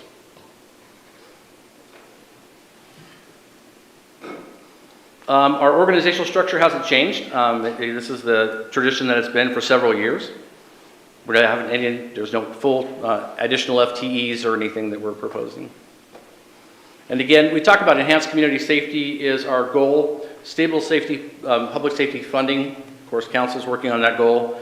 And our Hillcrest Fire Station project, it's been on the council goals for several years. It's kind of been a challenge to get moving forward.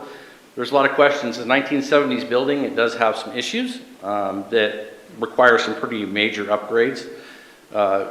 We also look at the fact is it located the way it is and want to try and look at that whole station scenario and see where we're going to go with that.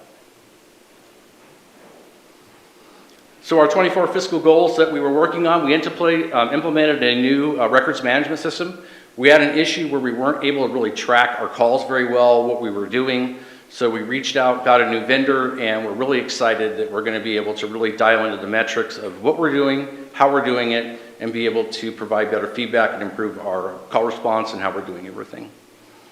Fire prevention, again, we're meeting our program missions. We are getting those mandatory licensure inspections. And we're getting out there in the community, but we definitely would like to do more than we are doing currently. And our urban interface identification of our mitigated hazards is increasing, and we've been doing a great job with that as well. We had about 150 contacts in our FireWise position, 81 outreaches to local homeowners in the Hilltop area offering to do fuels mitigation there. After we're done with that area, we're going to move into the northeast of Grants Pass, and then, of course, into the southeast where our hazard areas are, and look at spending those $300,000 in grant funds. These are 100% funded. There's no reimbursement required for these funds.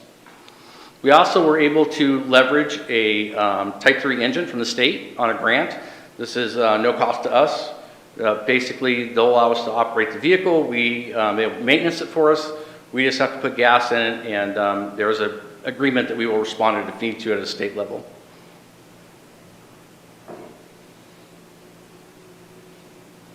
A look at our actual budget, much the same as police. Personnel cost is where our increases are right now. That's where we're going to see everything. We're pretty flat. Our materials and supplies, we've actually seen a reduction. Again, we're trying to be very frugal with our dollars.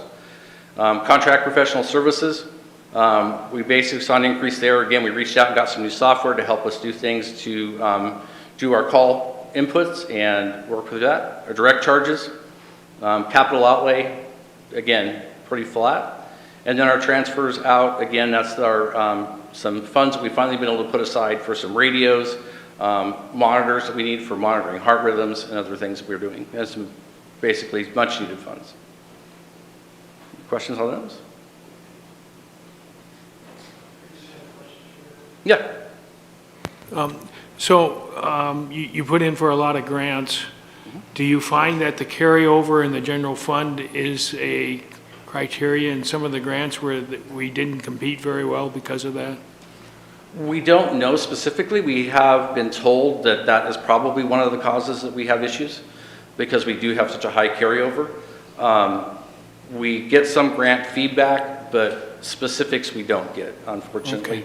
Okay. So, yeah, I can't say for sure, but it is a belief that yes, that does affect our ability to get them. Okay, thank you. Again, we're looking at about a 15% increase in our operating budget from 24 to 25. The majority of that, again, is going to be in personnel expenses and fixed assets. Much like police, it's very similar in what we're seeing. Yeah, I guess my question is, so basically when you're talking about the personnel, and you're not planning on doing any hiring at this point? Correct. So there will be the two firefighters for each of the engines, so we'll continue along on with those standards? That's our minimum staffing. If we're fully staffed, we have 3, 3, and 2. Okay. But again, there's always vacations, sick time, leave time. Things are always affecting it. One of the problems we have is because we have minimal staffing of 2, we're force hiring our firefighters a lot. We have a ton of overtime. Those are, again, so we can maintain those minimum standards that we have to for the community. And the force hires are driving a lot of folks, you know, they're getting fatigued in doing that. But it is something that is required. Like I say, we can't not staff a fire station for the day. So what would you say the cost, I mean, we took a look at what the cost of that was too with the police. What would you say the cost of having, does that factored in to the budget? Yes. The fact that you're having to do that much overtime? Yeah, it is budgeted overtime. Okay. Josh? Question about funding for preparation for wildfire. I mean, it's kind of not a matter of if, but when. For that preparation, is most of that coming out of our general fund to be able to do that, or are there state, federal dollars that are helping mitigate those expenses? Like I say, we have that Type 3 engine, which is a great asset that we've been able to get from the state. The $300,000 we received for fuels mitigation came from the state. The rest of it is pretty much primarily coming out of our funding. And how much, just ballpark, do you think is going into that from general fund? The reason I was bringing it up is that where I'm kind of getting at, it's an intergovernmental kind of operation. It shouldn't just be at the brunt of the city of Grants Pass to take this on, and this is a place where I really do think there needs to be more federal and state involvement around the prevention of wildfire into major urban areas. Yeah, we reach out a lot. Again, we give a lot of assistance to our surrounding partners, Oregon Department of Forestry, Rural Metro. Basically, we're keeping the fire outside the city. We're keeping the smoke down so we have good tourism dollars coming in. Those are all things that are part of it. I know Randy's online here. Maybe he can give an actual dollar figure of what we're spending. But again, we're leveraging our dollars to protect the city and protect our investments. Well, I'm just looking at... Yeah. Oh, go ahead. Yeah. Thank you for, asking the question on that. As far as the preparation and stuff, our Firewise coordinator, that's a grant-funded position. The $300,000 that we got from the state was grant funds, and then the Type 3, as you mentioned, is also grant-funded. The costs that we would be really associated with it is if we were actually involved. So like recently there was a Green Waste Day, and we might have someone, if they're available, to go up there and help staff that. But I don't even think we were able to find anybody to go assist and help with that. Our costs are going to be primarily on the response part of it.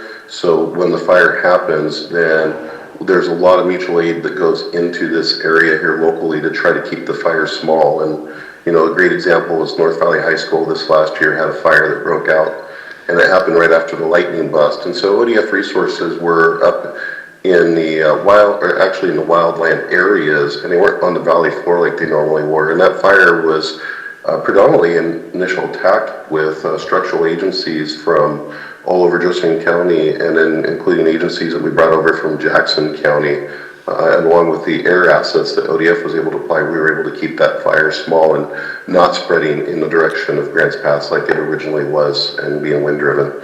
So we're not really doing a lot as far as our expense on mitigation of fuels. We're luckily able to get all those grant fundings, but we do spend, during the summertime upstaffing for red flag days and those things to try to ensure that when a fire does break out, we're keeping it small. Well, I would just say, and thank you for doing all that, and that's actually incredibly helpful. I mean, one of the things that really concerns me, though, is that that's what's going to end up breaking our budgets, is that effectively you guys going out of the city to go fight a bunch of these fires to keep it safe, which is great.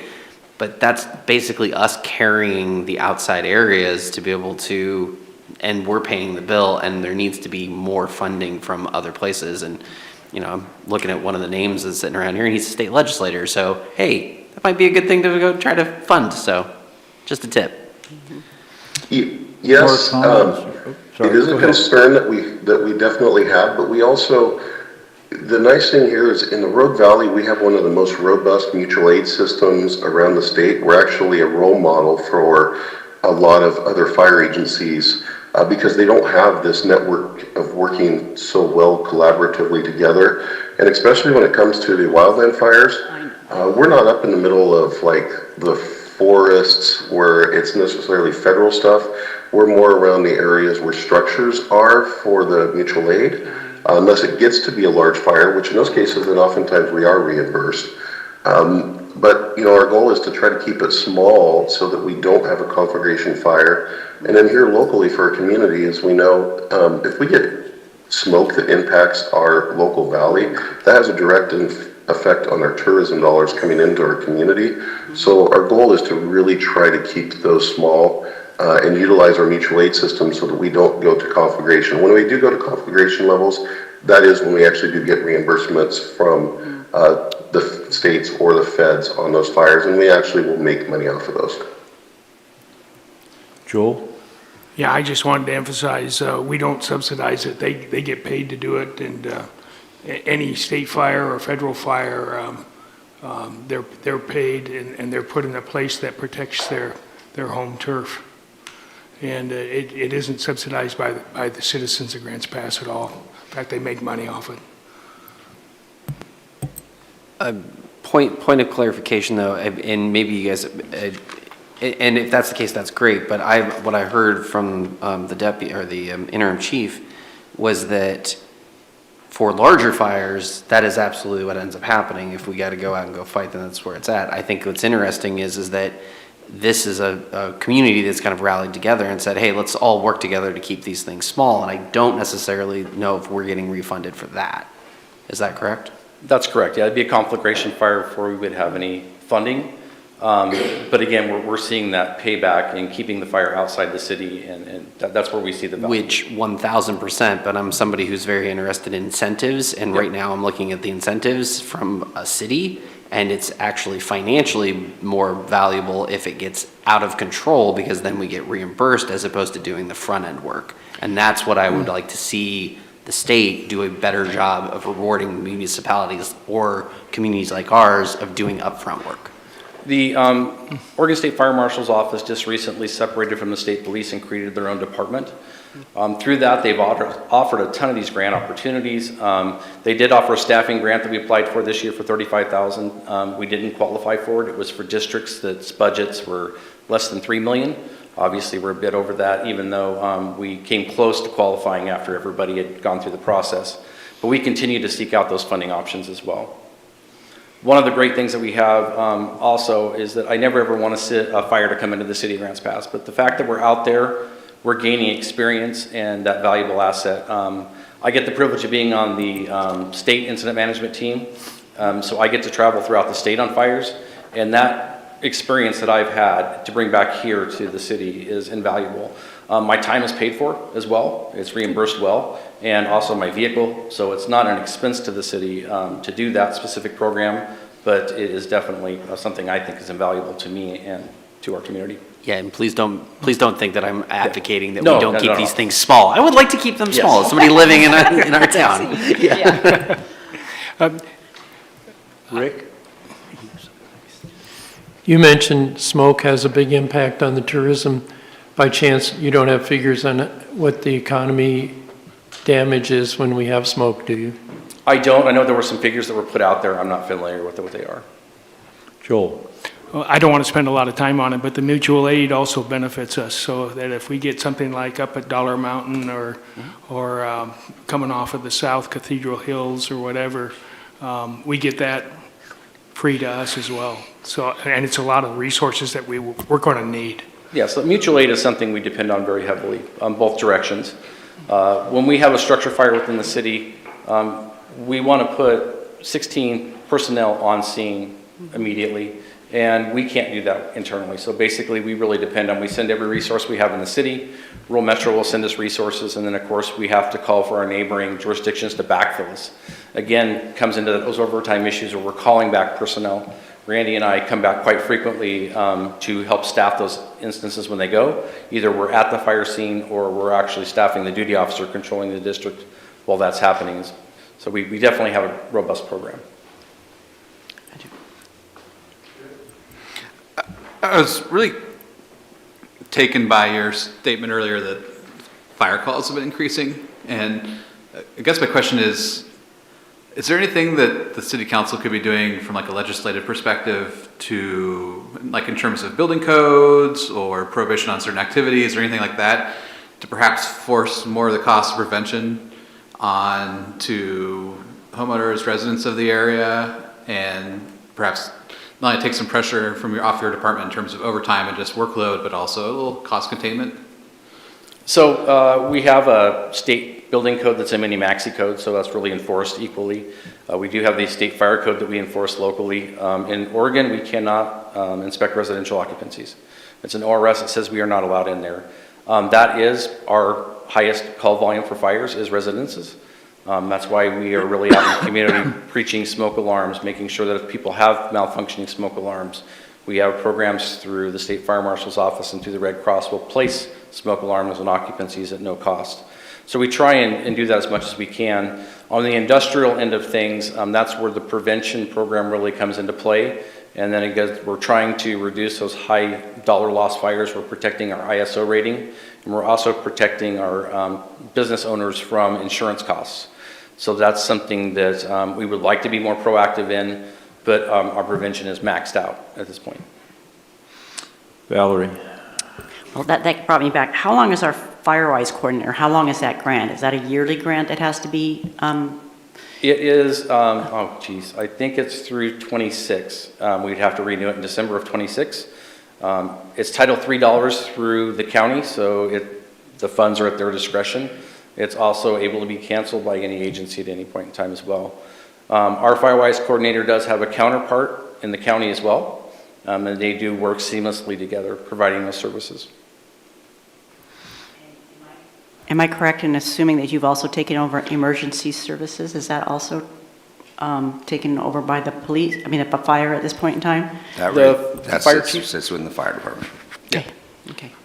He said, yes, it sits with the fire department. Yes. So, thank you. Okay. Other questions or comments for Joe? Go ahead, Joe. Wait, I'm sorry. Sorry. You didn't let me know. I may be reading it wrong, but it seems to me like the police have more staff than fire, but you're asking for the same increase in personnel services. Is that your understanding as well? It's basically, it's our portion of the city services. It's a figure that we don't control. It's done. So there's an odd quirk there. I actually caught that earlier today and looked it up. The reason why they're close to the same is they have dissimilar things going on. So even though they may have similar contract negotiation, bargaining, PERS, XYZ, they have different situations in the sense that police had more retirements last year and cash payouts, and this year actually fire has them. And so, again, it's not a true, like it's a one-for-one. There's some extenuating circumstances there. Tripp? How does the retirement give rise to a cash payout? I thought that'd all be handled by PERS. So upon the departure or retirement from the city, there are things in the bargaining unit contract that allow for things to be paid out like vacation, time that is not used. And so people who've been here for quite a long time have some high banks to pay out. And we budget that each year as well. We look at those anticipated retirements and put that in our budget. Okay. Go ahead, Joe. Moving right along, so looking at our executive summary, from 23 to 24, we had a 2.7% increase. Again, we're looking at a 15% increase coming into this next fiscal, and projected to be 4.97 going into 26.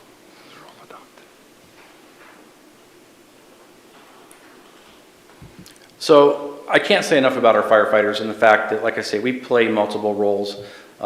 We are not just firefighters. We do so many other things in the community, and that's basically what our passion is, to support our community. We talk about the excellent level of service. We have folks that do leave here.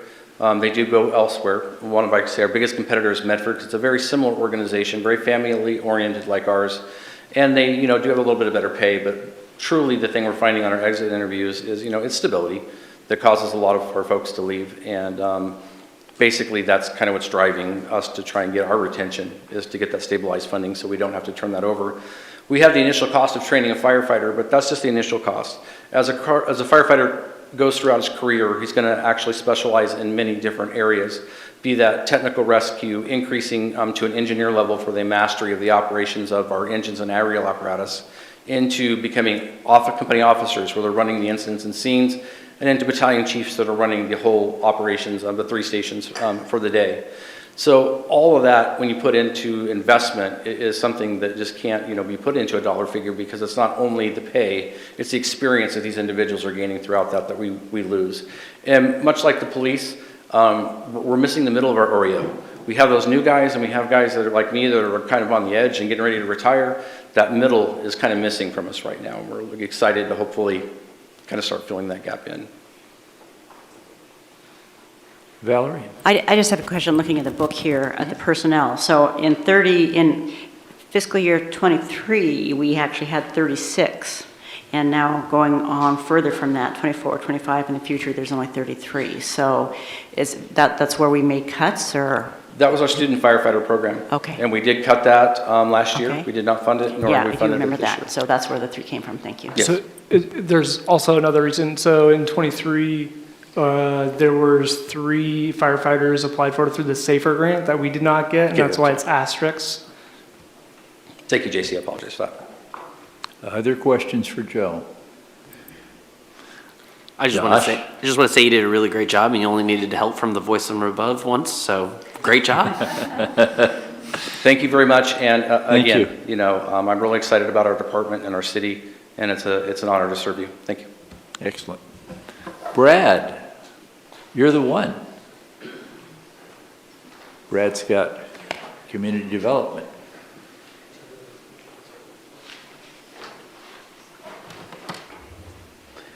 Welcome.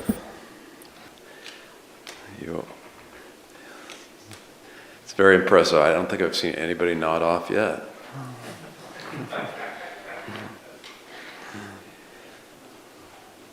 Oh, let's see.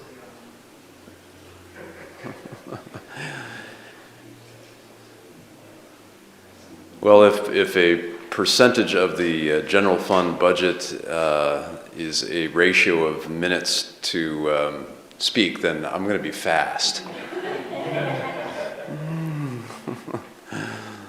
So I do want to really thank Eric Wade, our business operations supervisor, who is here and did a significant amount of work on the community development budget, and Josh Hopkins, our parks superintendent, for sticking around here. So any questions that come up on those things, they are here to bail me out. So community development, similar to police and fire, lots of similarities to last year's budget presentation. This is our team here. I think last year might have been our first year to have downtown. Downtown historically had been Public Works, but I think last year we moved it over, and so we've had about 1.5 years, 2 years with downtown being part of community development. So that's Jim Straw, our one FTE downtown who reports to Josh actually. And the one position that's not really reflected coming out of parks there, we have an urban forester who is also connected to parks. Just about 30 FTE. So I'll work through parks first here. Parks division, about 88% is general funds, so pretty significant. Other revenues and transfers add up to about 12%, 9.3 FTE on that. We have we manage 9 acres of high-profile right-of-way area. That's the one thing I wanted to call out here. This picture up on the right, if anybody missed it, this last week was the opening of the new Reinhardt playground, and I believe Tripp was mentioning earlier about improvements to parks, and that unit there is well over $400,000. So they do come with a price tag. But the good thing is they're supposed to last over 25 years. So if we take care of them well, which we will do. So there's a lot here. We're doing this with just like police and fire, with extremely lean staffing. The National Parks and Rec Association kind of sets what sort of a ratio of staffing based on population, and I think their category that we fall in is like a 25,000 to 49,000 population, and the mean for that area would be around 22 to 23 staff, and so we have 9.3 staff. So we're doing a lot. As you'll see in a minute, part of how we do that is by a lot of contracts and by really infusing a lot of money, frankly, into the Grants Pass economy to kind of help small businesses who we rely on pretty heavily. In terms of the budget for parks maintenance, we are looking at, a pretty stable number there. Again, no increase here. We actually did have one position in parks continues to be frozen. That's our municipal supervisor, or our, what do we call his position? Specialist. So, yeah, we have pretty well flat here in terms of across the board, and we're coming in at right about $315,000 difference from last fiscal year on parks maintenance. The contractual and professional services is again one of our higher categories. Like I said, we rely heavily on local companies, contractors to keep our parks looking good. The city, as you can see by this slide here, contracts a lot of these services out. Most of what, in terms of the biggest increase this last year would be related to debris, to trash cleanup, to repairs, to vandalism, as you might imagine. Plumbers, electricians, we rely on them very heavily and call them out frequently to help us out. On the aquatic side in parks, this is 100% general fund revenue. This comes in with very few FTE on this one because we rely on the YMCA to actually run the pool. And here's the figures on the aquatic side. So we are looking at just a slight decrease on the contractual. We have, what did we come in at? Materials. So we got chlorine and chemicals, is the main. We do cover those costs.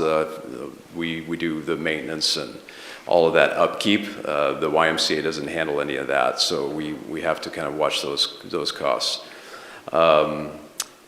You were talking about earlier the Cape Man Pool in terms of, as a significant capital investment for the city. This, of course, does not reflect anything related to the new facility. That's coming all under the LB programming. On the recreation side of parks, this also 100% general fund revenue. They focus heavily on reservations of our 13 shelters and field coordination reservations there. Every year, the staff hosts a meeting here in this room for all of the, softball teams and teams in the community to kind of just, outreach and making a positive outreach to what are your needs and we can adjust and make sure we can meet those needs. One of the main changes we did make about 2 years ago, I think, was buy a new software system to enhance the ability to make online reservations, and that's going well. 1.5 FTE associated to recreation, and here's the budget associated with that division. Again, pretty flat with just a modest $30,000 increase in the total budget. So moving on to downtown, this is 73% funded by general fund, 23% lodging tax, and then other fees related to that come from like the parking lots and some of the fees that we get from people who use the city's parking lots. There's some of those other key program elements there related to the downtown development. This does fund one CSO position, one FTE, which of course doesn't work under community development, works under the chief, under police, but they are dedicated largely to downtown and providing services there. There's a lot of other features to the downtown, and here's a few of them. It's a key piece, in terms of economic development and tourism, and so we do infuse quite a bit of resources, I think, for a community our size. The annual Flower Basket program is is a big one. The snowflakes every year, so those are some of the things that they focus on. There has been an effort to establish the Downtown Merchant Association. While that does not involve a lot of city staff time or resources, that is an effort that we are, sort of walking alongside the community to try to help them stand up. So we have 2 FTE in our downtown program, and here's how those numbers kind of shake out. We actually have a slight decrease on the personnel side, materials side, and again, a little bit of an uptick if you've been down to downtown and used one of our new restrooms. The loos are downtown now, and those, of course, involve a little bit more janitorial expense to maintain those. So that's some of where you see that contractual professional service increase of $42,000. A lot of the other contractual services involve things like the flower baskets, which we don't actually water. Those are done through Four Seasons. So that's about a $52,000 contract. And then we also have Aspire, who we contract with for garbage pickup and other things downtown, as well as cleaning some of our facilities. The parking lot sweeping is another one that we farm out. That's about $12,000 or so a year. On the economic development side, this one gets a pretty equal percentage of lodging tax to general fund. We also have a pretty significant infusion of urban renewal agency money into economic development. I like to think of economic development as really kind of a petri dish where you really get a lot of growth and benefit from just collaboration, and that's a lot of what we focus on in this division. So these are just some of those partners that economic development is collaborating with. Grants Pass has been was an original founding partner in SoReady, the Southern Oregon Economic Development Inc. That amount has remained pretty stable around that that $25,000 to $28,000 a year. As far as a membership fee, that's a population-based number. So Medford is going to pay quite a bit more than that, for example. We also do have a partnership with the Small Business Development Center, SBDC, and some of the good programs that they're working on. And in terms of personnel, we have last year did add one person. We took what was the business advocate in economic development and turned that into an economic development manager, and then we also have an economic development specialist. So those are the 2 FTE. 50% of the manager's time is paid for out of the urban renewal agency, though. Again, this one just a modest increase. We're trying to keep those costs down. $15,000 total in economic development. On the tourism side, we have really 2 main, programs here. As was mentioned earlier, the tourism. This is another one of those examples where it got taken out and got shifted from general fund. We have the DMO, Travel Grants Pass, is receiving about 30% of the TLT money that we bring in every year, and then the Chamber of Commerce also is around that $80,000 mark that we partner and pay to the Chamber every year. Here's some lodging tax revenue. You can see that generally trending downwards, so that does have a direct correlation to how much lodging tax money we bring in. And so we have reflected that in our budgets in terms of the expected revenues from TLT, and that is downward, a slight downward trend. We don't have any good 24 numbers to report back to you yet, but I think that's coming in pretty similar to these 23 numbers, at least right now. Again, this is 100% funded by TLT, this division. The 28% is, as I mentioned, to the DMO, and then we've got about a 7% decrease there in the difference for the total.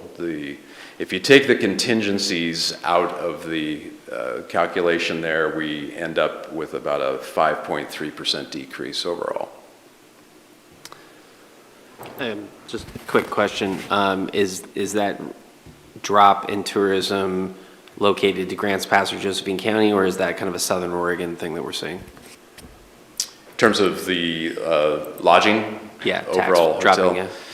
Yeah, I think it's general overall. We have the chair of the Tourism Advisory Committee, Doug Bradley, works both Jackson and Josephine County and seen very, very similar. Yeah. CD management. So this is our division that Eric runs that really offers kind of that broad support to both Public Works and CD divisions, 3.9 FTE here. Here's some of the activities that they do there. There's a lot of focus on the committees. That's that last bullet, a lot of support there, as well as just working with contracts that we have. That's also kind of a big focus for this division. This is coming in at $39,000 increase on the personnel side, and overall $46,000 increase, which would decrease. As we mentioned last year during the budget committee, this division had, with some of the internal payments, was actually developing a pretty healthy surplus in this division, and so to kind of help with the general fund situation, you'll see there the contingencies dropped a little bit, and so that's because we are not collecting as much from some of the other city internal departments are charging. So that basically kind of just takes a little bit of the load off there. So that's where that $66,000 comes in. And finally, the planning division. This division works with a lot of housing issues. The city manager mentioned early on some of both the challenges and the rewards that are happening related to the planning side. A lot of making sure we're in compliance with the state ORS. A lot of housing changes, as you know. Statewide planning goals and just keeping up with the codes and the master plan updates. We're seeing on the planning side a little stabilization. You'll see it with the building division in a minute that's a little bit more significant decline. But in terms of just the number of applications that are coming in for subdivisions, partitions, commercial projects, there is, as you can see, a slight decrease in 23's 145 applications compared to 154 the year before. But the middle housing legislation that the state has, I think, is kind of helped keep that pretty stable. Here's the numbers on the planning side. Again, we have pretty standard across the board there. We do continue to use consultants, and that's for some of our studies, particularly related to code updates, and that's some of what that contractual increase is about. I think I've already covered most of this. And then on the building and safety, so as you know, interest rates have an effect, and so what are we on now, Fed? increase number 9 or something like that. Fortunately, it seems like it's just slightly under. I think we're, in the 7.2, 7.3 range, but it clearly, in terms of interest rates, it clearly has a big impact when you look at the permits and the willingness of, builders to build and people to buy. It has an effect. So in terms of the numbers, I'll show you that's that, but we have stayed stable in terms of having our building official, 2 inspectors, and a support specialist in the department for several years now. We did 2 years ago ask for that new inspector just in case the economy did turn and we might really need to see those inspections. We do over 7,000 inspections a year. That didn't materialize, and so we did pull that FTE out in terms of the budget. So that 2024 number is a little bit of a misleader because that's only the first like 2.5 months of the year, I think. So we probably shouldn't have even put that on there, but you can see even just looking at the 23 numbers, it's pretty significantly down in terms of just the single family permits. I didn't put duplexes and triplexes and multifamily up there, but those are all also down. The one that's not down is attached units, and that's like your townhouse products. So we actually seen a slight uptick on those. The inspections remain pretty high, and again, that's somewhat because things like solar panels, those people don't think of those as commercial permits, but I mean, that's one example that you still gotta do a permit, you still go out and inspect them. So our inspections are pretty similar there to the last few years. There's been a couple of good commercial projects that have come through. Options for Southern Oregon had a $1.7 million project out there off Fruitdale. The Josephine County Evidence Center on Northeast F Street, that was about a $1.5 million project. And then we had several others that were kind of in that $400,000 to $600,000 range that came through over the last 10 months or so. And then lots of red on the difference column here. The biggest one, probably that transfer out, the 2.2 million there, that program moved out of the general fund. And so that's just reflecting that program moving out of the general fund. And then the ending balance, the 1.5, this program has been in the black for about 10 years now. And then here's just overall community development summary, putting it all together. We're coming in FY25 budget about 11.3 million total requirements. If you take out all the transfers and you take out all the contingencies in community development, we actually end up with about a 6.7% increase. So that's where we're at in terms of real costs. Like the other departments that have talked tonight, another factor which we haven't talked a lot about is the fund for upkeeps of our vehicles and our fleets. And trying to get that a little healthier so that we have sufficient contingency to keep those payments or to keep our equipment going.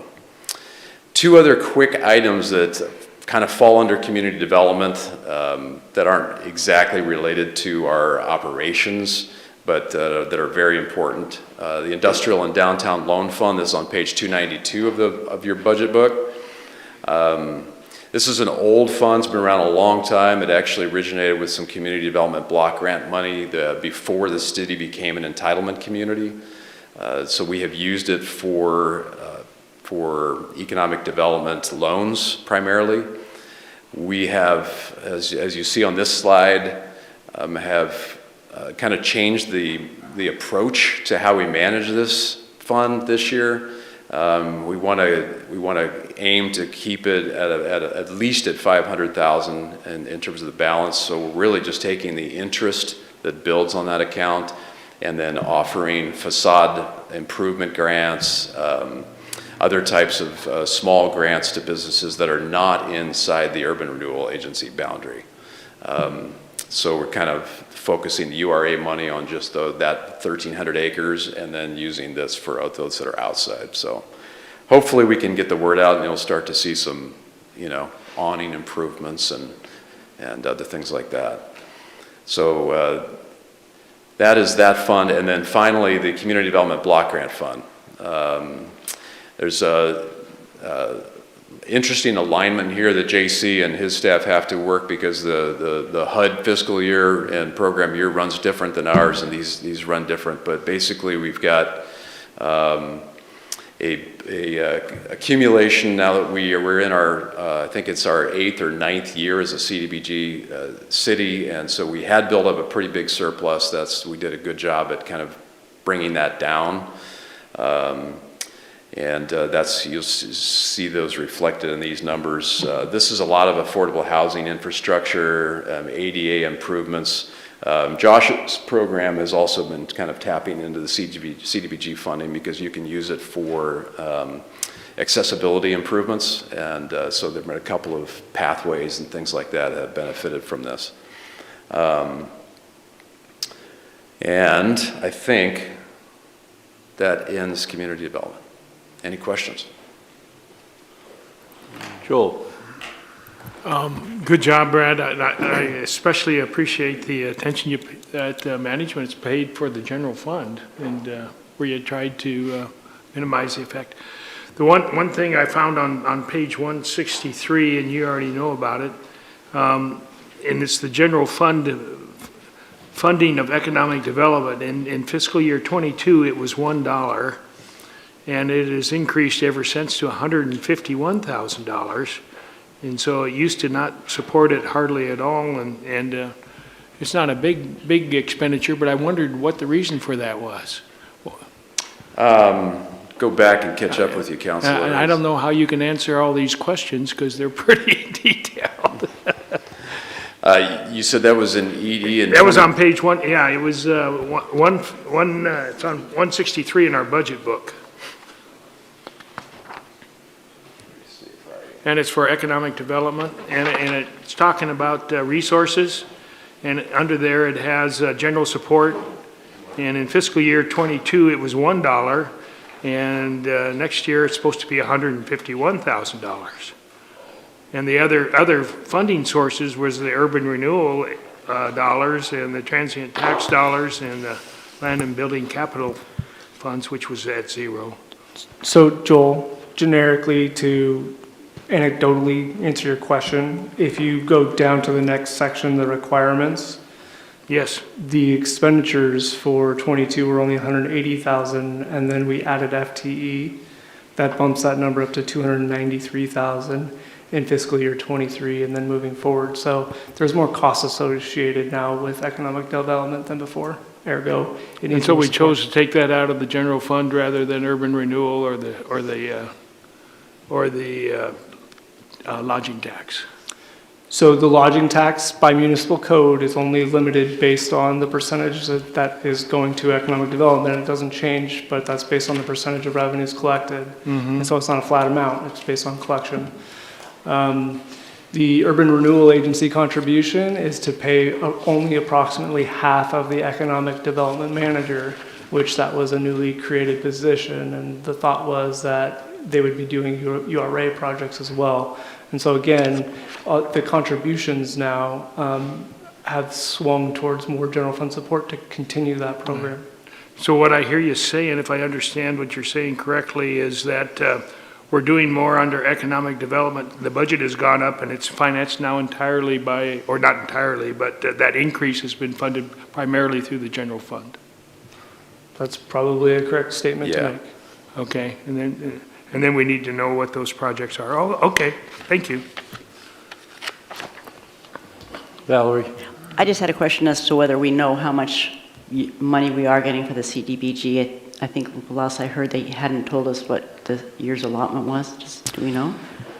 We have not heard you have not? exactly. You know, it's historically between 380 and 410, 380,000 and 410,000. So we haven't heard that it will be dramatically different than that. Okay, thank you. Yeah, we make a guesstimate, and then we make a guesstimate of what are the dollars we're gonna carry over. Like you said, there's a weird program year that it ends September 30th. And so there could be money that technically, federally, carries over into the next year.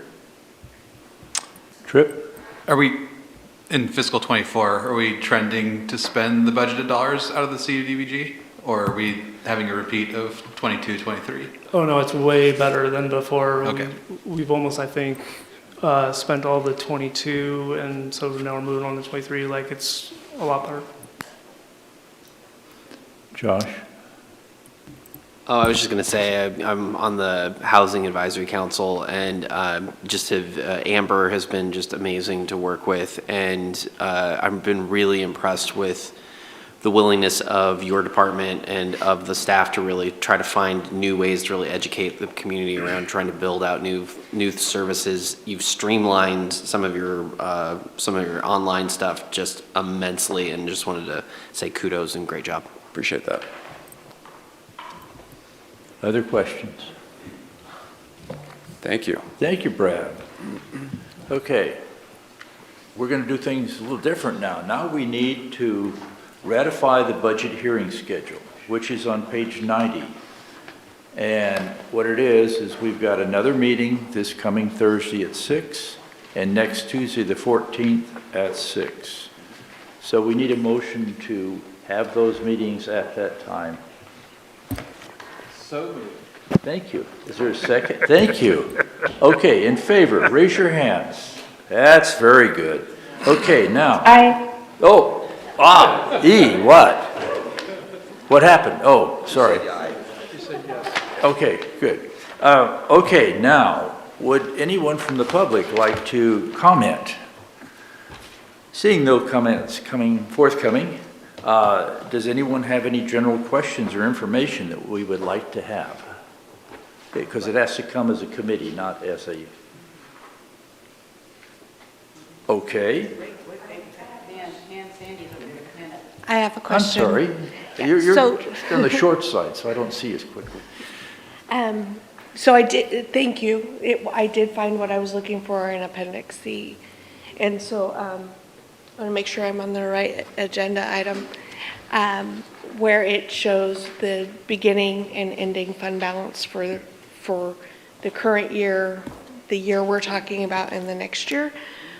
And the beautiful thing about a budget committee, like, we're not managers, we're not deciding what's going to be done, that's the city council. We're just providing a different perspective of it and being able to look at it from a different perspective. And what I see when I look at this is spending down fund balance of about $3 million a year more than your resources. And if you continue to do that, with an ending fund balance next year of $9 million, and if you're spending $3 million a year more each year, we can all divide 9 by 3. And so I would just like to point out that I am super supportive of every single program. I love living in this community. I love what we're doing. I love what our public safety is doing, both the fire and the police. But I also want to be very mindful of how do we live within the resource if the other revenues are not available. Okay, thank you. Valerie? Yeah, and I would just like to add to that. I mean, I think, and I hope that there are people paying attention, and we can I think education is what is going to let people know, because we do have a problem moving forward. We're aware of that. We know that. And so that is the hope, is that people will pay attention and realize that and be educated as to all that we do with efficiently as we do it, but that it's non-sustainable. And so something will have to happen. Okay, now we need to vote for approval of the programs that were presented today. So could I get a motion to? So moved. A motion from Josh. Could I get a second? Good, good. All those in favor of those which we discussed today, please raise your hands. Can I ask a question? Discussion on the motion? I'm sorry, I should have given you discussion. So, the general fund contingencies are all in the policy and legislation vertical. I assume we're going to discuss those on next week? Next Tuesday? Next week, the next Tuesday, yes. All right. And so, right now, just to be clear, we're just voting on the current fiscal year revenue, because we're not discussing the ending fund balance in contingencies that are generic there. No, it's more of I think, a tentative approval for the programs that you've heard today. Okay.